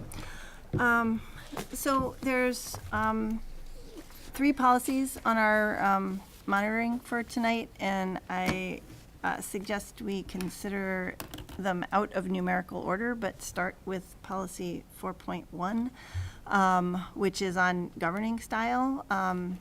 The broad brush of the broad brushstrokes of that policy, which has enough subpoints that it led me to think doing a little pre-survey was a disastrous idea, because there were just too many pieces. But the broad brushstrokes of this policy are about having a commitment to excellence in governance. And if you, so as I prepared for tonight's discussion, I thought especially about that opening paragraph of the characteristics of governance that we strive for, about trying to, be strategic, encourage diversity in our viewpoints, yet striving for collective rather than individual decisions. So it's about, parts and the whole.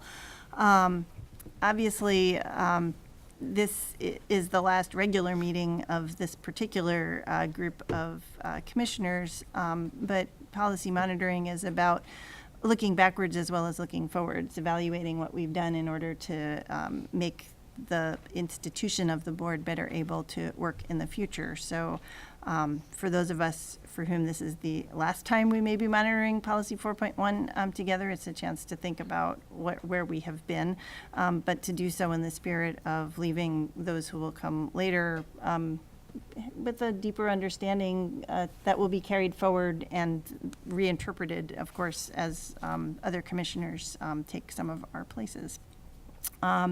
So for this discussion, I thought that really maybe the best place to start is what progress do we think we've made in living up to this policy? How has that been working over the past 12 months? What progress do we think we have made? Just point of clarification, did you suggest taking something up out of order? No, well, I don't want to do 4.4 next. I want to do 4.7 next. So. Oh, but we're doing 4.1. Yes. Okay. Oh, and they're even in the order I wanted them on. Thank you, Carson. Yes. There we go. Never mind. So 4.1. Yeah. Well, Commissioner, sorry. I'm sorry. I'm supposed to call on people? Yeah, sorry. yeah, go ahead. Commissioner Curry. Sorry. Well, I think that we, after we got training, I think we just dove in and started practicing the guidance in the policies. I think from my perspective, I was invested in practicing it to see what it feels like, because that, for me, was the only way of really understanding where the weaknesses are and where the opportunities are.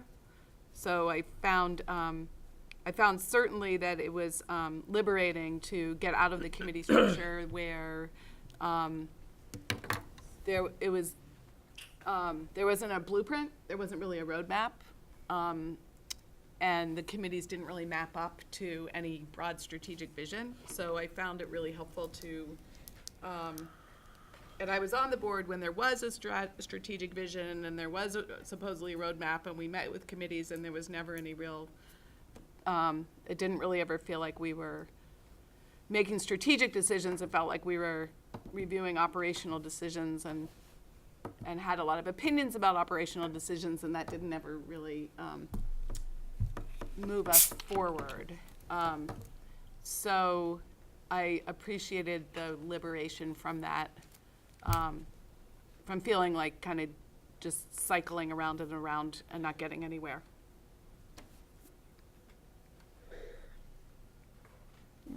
Commissioner Seguino.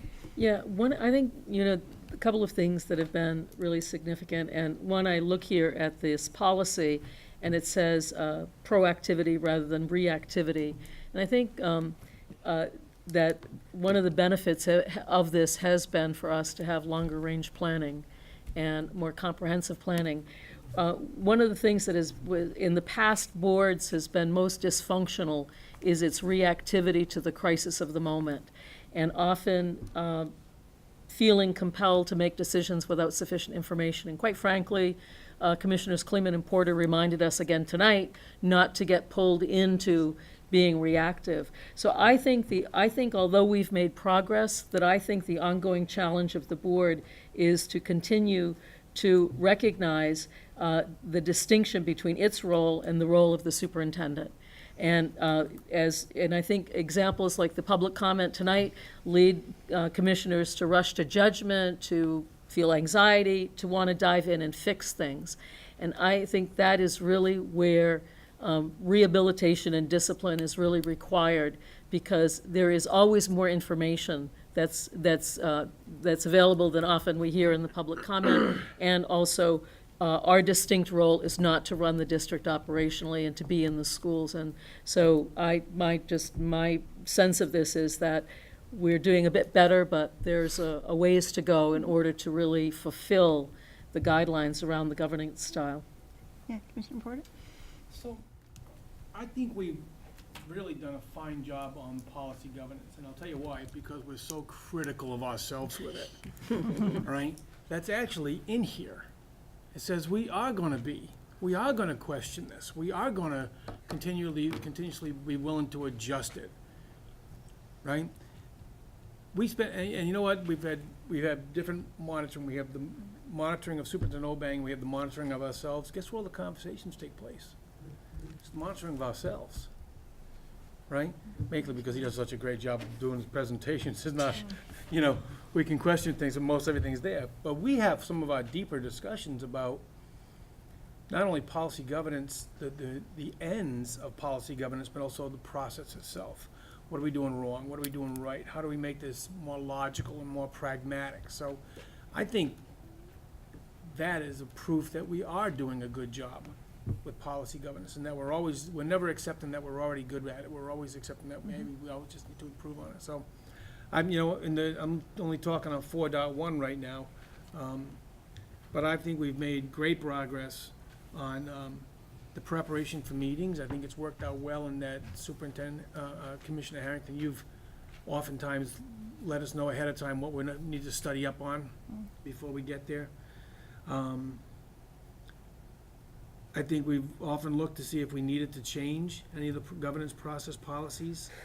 And I think we've often looked at only on the long-term ends. We make that decision.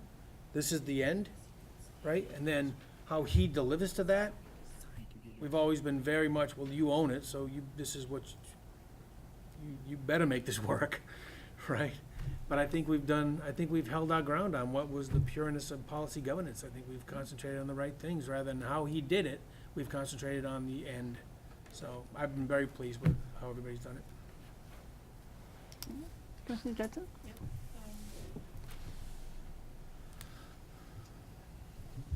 I feel as if we've done a good job on reminding ourselves to have an outward vision, and to not, we have to continually remind ourselves not to get mired in the nitty-gritty. And I think as a group, we've done a good job of looking at the big picture and holding that out. For me personally, it's been muddied by being concerned about a whole, 7 out of the 12 of us being new in April. And so while I think that we've done a great job, I'm hoping that continues in April. Then the other thing I wanted to say was on number 5, the board will allow no officer, individual, etc. to hinder or serve as an excuse for not fulfilling group obligations. I love this statement because it's yet another way to remember to work as a group. And we've worked hard at that, becoming a group, working as a group, not speaking as individuals. And we've worked hard at that even, especially when new board members have joined. And again, I hope that'll continue in April. Any other comments? I feel that the continual board development will include orientation of new board members. I didn't feel that happened to me when I first got on at all. So, maybe we'll do that, but it didn't happen then, so it. Come on March 21st. Yeah. It's happening. I don't think we had the policy. We were just formulating them. We weren't using them yet. Yeah, but there wasn't, we didn't have a new board member orientation. Just said welcome. We've never had Oh, a one. board Yeah. Just said welcome, here you go. Oh, yeah. Welcome, Right, here right. you go, right? Oh, yeah, right. Sorry, I thought you meant orientation, Yeah. policy governance. And any other, Mark? I just Commissioner Barlow? very briefly. I just think it's aspirational. I think we're trying. It gives us sort of a guidepost to look at and measure ourselves against, like others have said, and I think it's a work in progress. We continue to do better at it. Oh, Commissioner McLaren? I agree. I really like the sort of broad brush statements about our governing style. I think it matches what I think is important for us as board members to do. I think more functionally, I've sort of been inspired by Superintendent Obang's performance goals and the sort of framework he used for it, like assess, develop, implement, review process. And I think there's a role for additional board support in our policy governance model. Particularly, I don't feel I've worked in this under this structure before. I believe in its efficiency and effectiveness, and I've seen it work well for organizations. We're not perfect.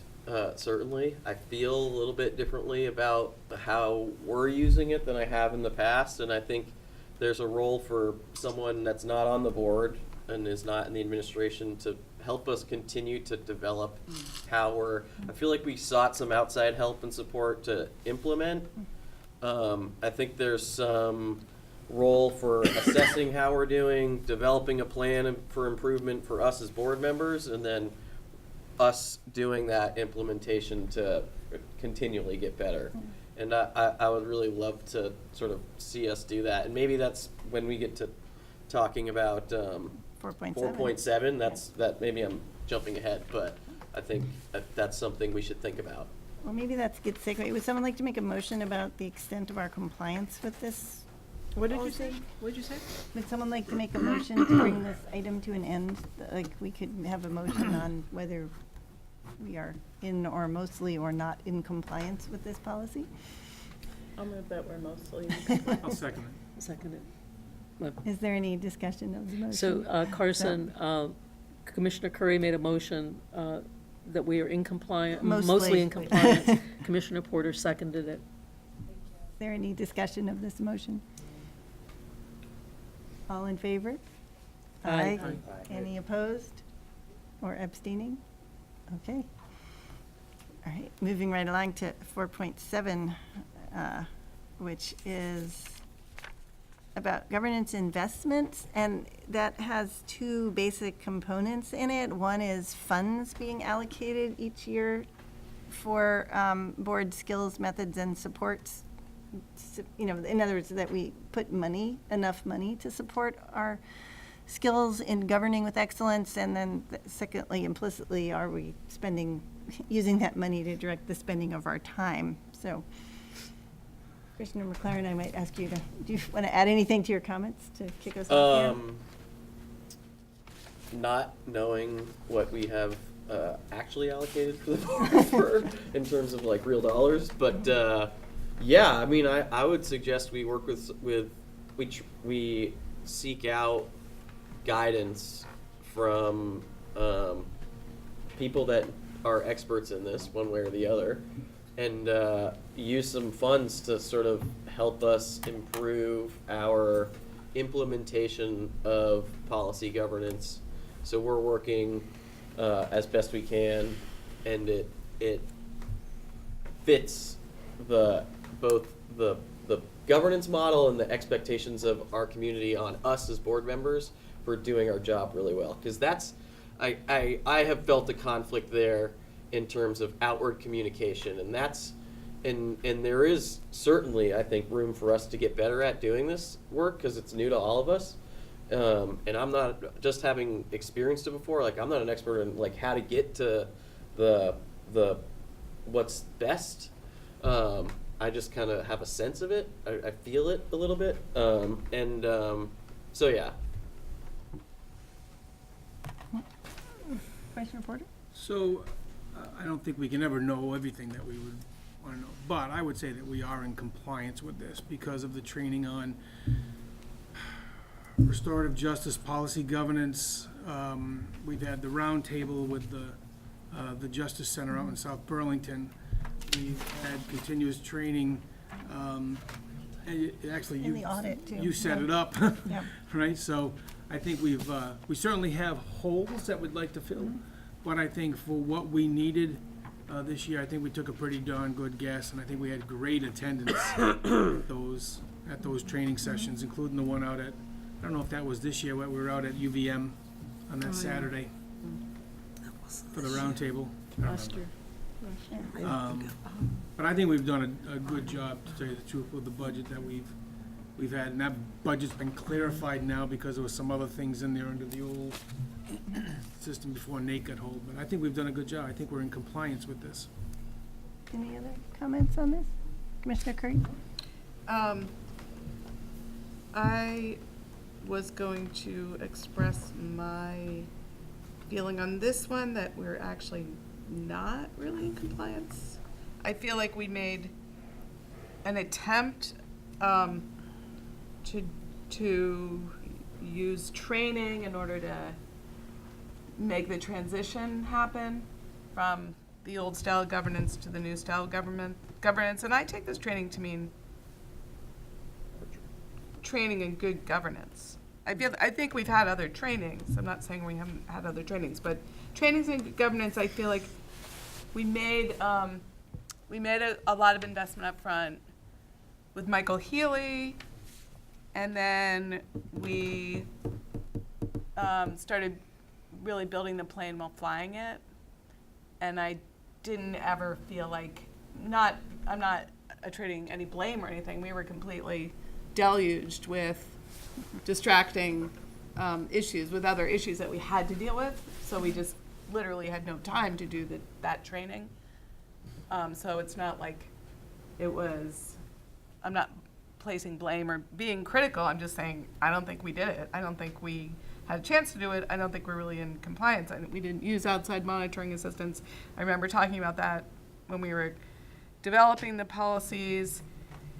And I think in terms of the outreach mechanisms, that might be the only area where we really made that a priority, with meeting with community groups and like the recent achievement gap presentation, like that community meeting, and really, works better when we have your support, when you have your office behind it and some resources to arrange it. It would be great to see that develop into spaghetti dinners and, less kind of like dominant culture frameworks, like meeting at 6 o'clock on a weekday kind of stuff, where we don't get to talk to the communities that don't don't observe those cultural kinds of practices. So I look forward to policy governance and allowing us to achieve this policy better. Like, I think policy governance is set up in order to foster this kind of these practices, and I look forward to that going forward. Any other? And we didn't establish a budget. Do we have a budget? What's our budget? Do we know? For policy governance? Yeah.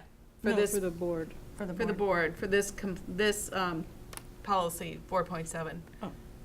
Says the board will establish its board budget for the next fiscal year.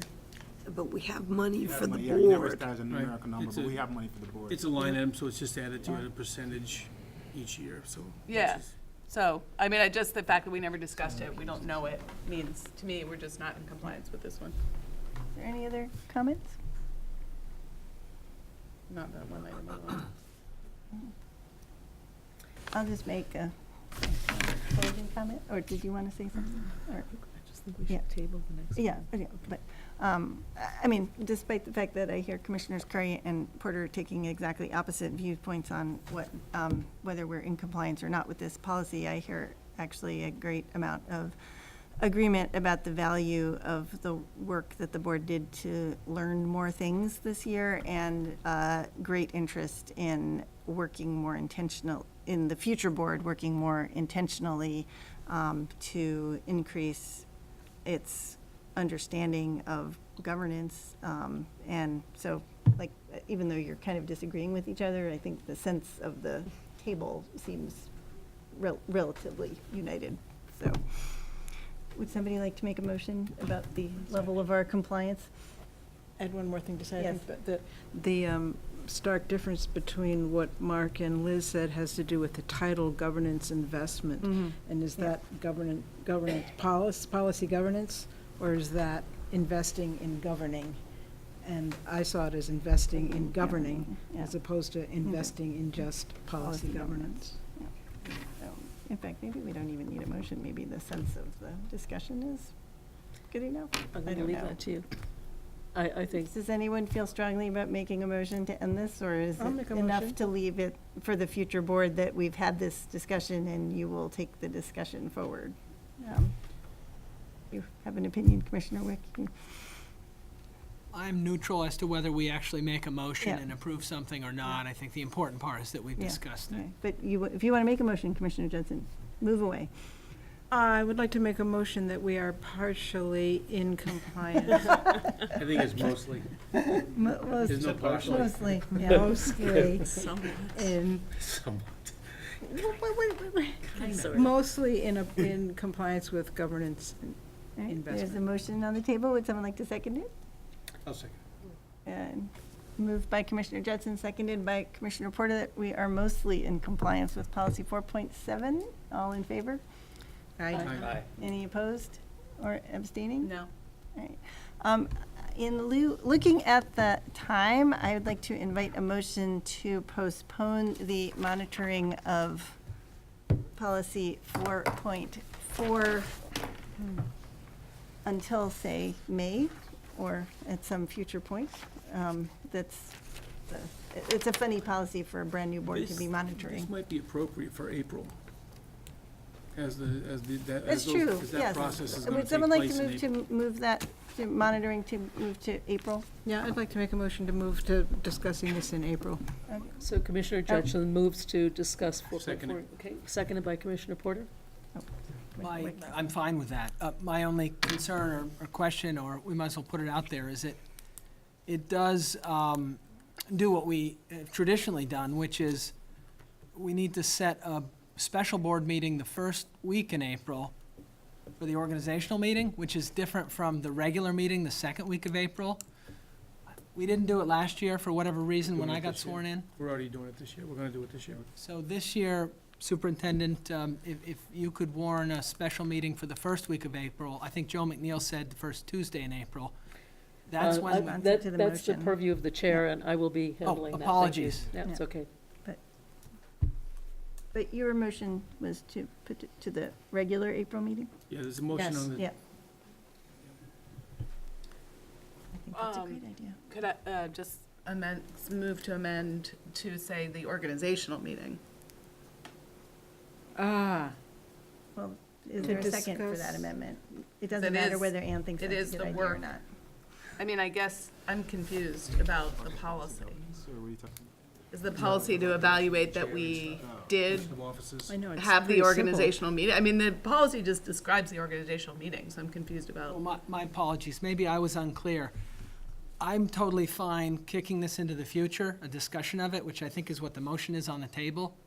But if you do that in our regular board meeting in April, I just wanted to make the point that because we didn't call a special one last year when I got sworn in, I'd like to have the opportunity to call the special one because our rules call for it. Point of order, the motion is about moving the monitoring of 4.4 to the regular April board, to the So regular I'd April like board to, meeting. I'd like to propose the following. These things are always hard to decide at late at night. I'd like to suggest that we amend the motion to say that we postpone monitoring of 4.4 until a future meeting. And if you would all trust me to figure out when the most appropriate time for that is, rather than trying to figure it out tonight. Sure. Can I second that? Motion to amend the amendment? So the revised motion would be to move to table monitoring of policy 4.1 to a future meeting to be determined by the chair in conjunction with the superintendent.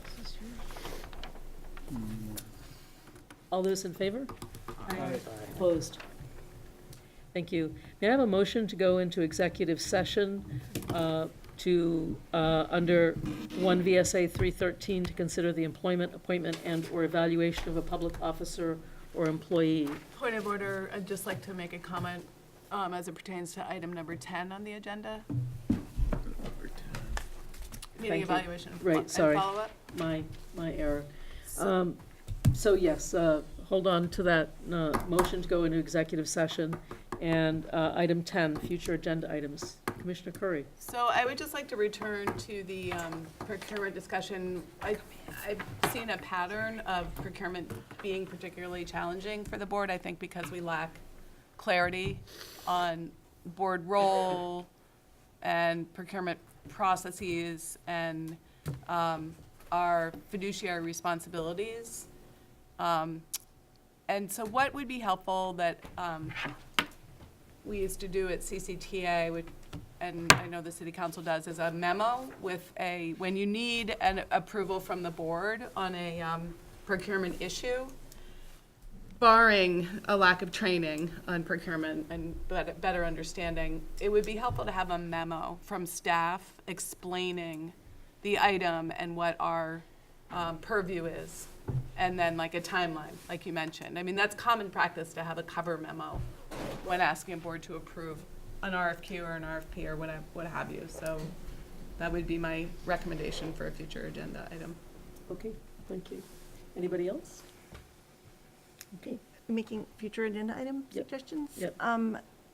We, a couple of months ago, we had an unsuccessful honoring of the 3 presidential scholar nominees from Burlington High School because there was some confusion about who was supposed to be here when and who was able to be here. And I think Principal Lascaux was ill. So I think it would be terrific if those 3 students could come back to a board meeting and we could hear about why they got selected for that. Great. I have one more. Yes. Tell me if this is appropriate. You know that Susan Marie suggested, and we approved, that we commend the person who's head of, what's his name? Food services. And Doug all the Davis. food services employees. All yeah. food services. I'd like to suggest having him come here so that we could really celebrate him. Okay, I'll take that under advisement and discuss it with Superintendent O'Bank. It was all people working. Yeah, it wasn't just in food Doug. service. Okay. All right. Could you clarify Thank that? you. All of them, I was saying, Stephanie. So I will, can make I it will dinner. work on this with Superintendent O'Bang, and we'll see what would be manageable. All right, thank you. Thank you. So any more discussion under item 10? I'm going to revise the order of the motions that we take up in executive session because Financial Director Larry is waiting. And I want to ask if Commissioner Barlow would read the motion on going into executive session so that we can vote on it for purposes of the contract. Yeah, sorry.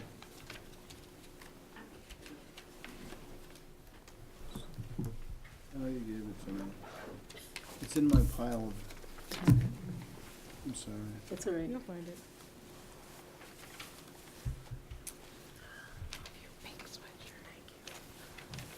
really don't have it. I don't know how I wouldn't. I think I might be able to, if you don't mind, I actually can found it, Mark. Okay. So the motion to enter executive session to discuss collective bargaining planning where premature disclosure could place the school district at a substantial disadvantage. That is the motion. Is there a second? A second. Commissioner Barlow, all those in favor? Aye. All opposed? Okay, we are now going into executive session.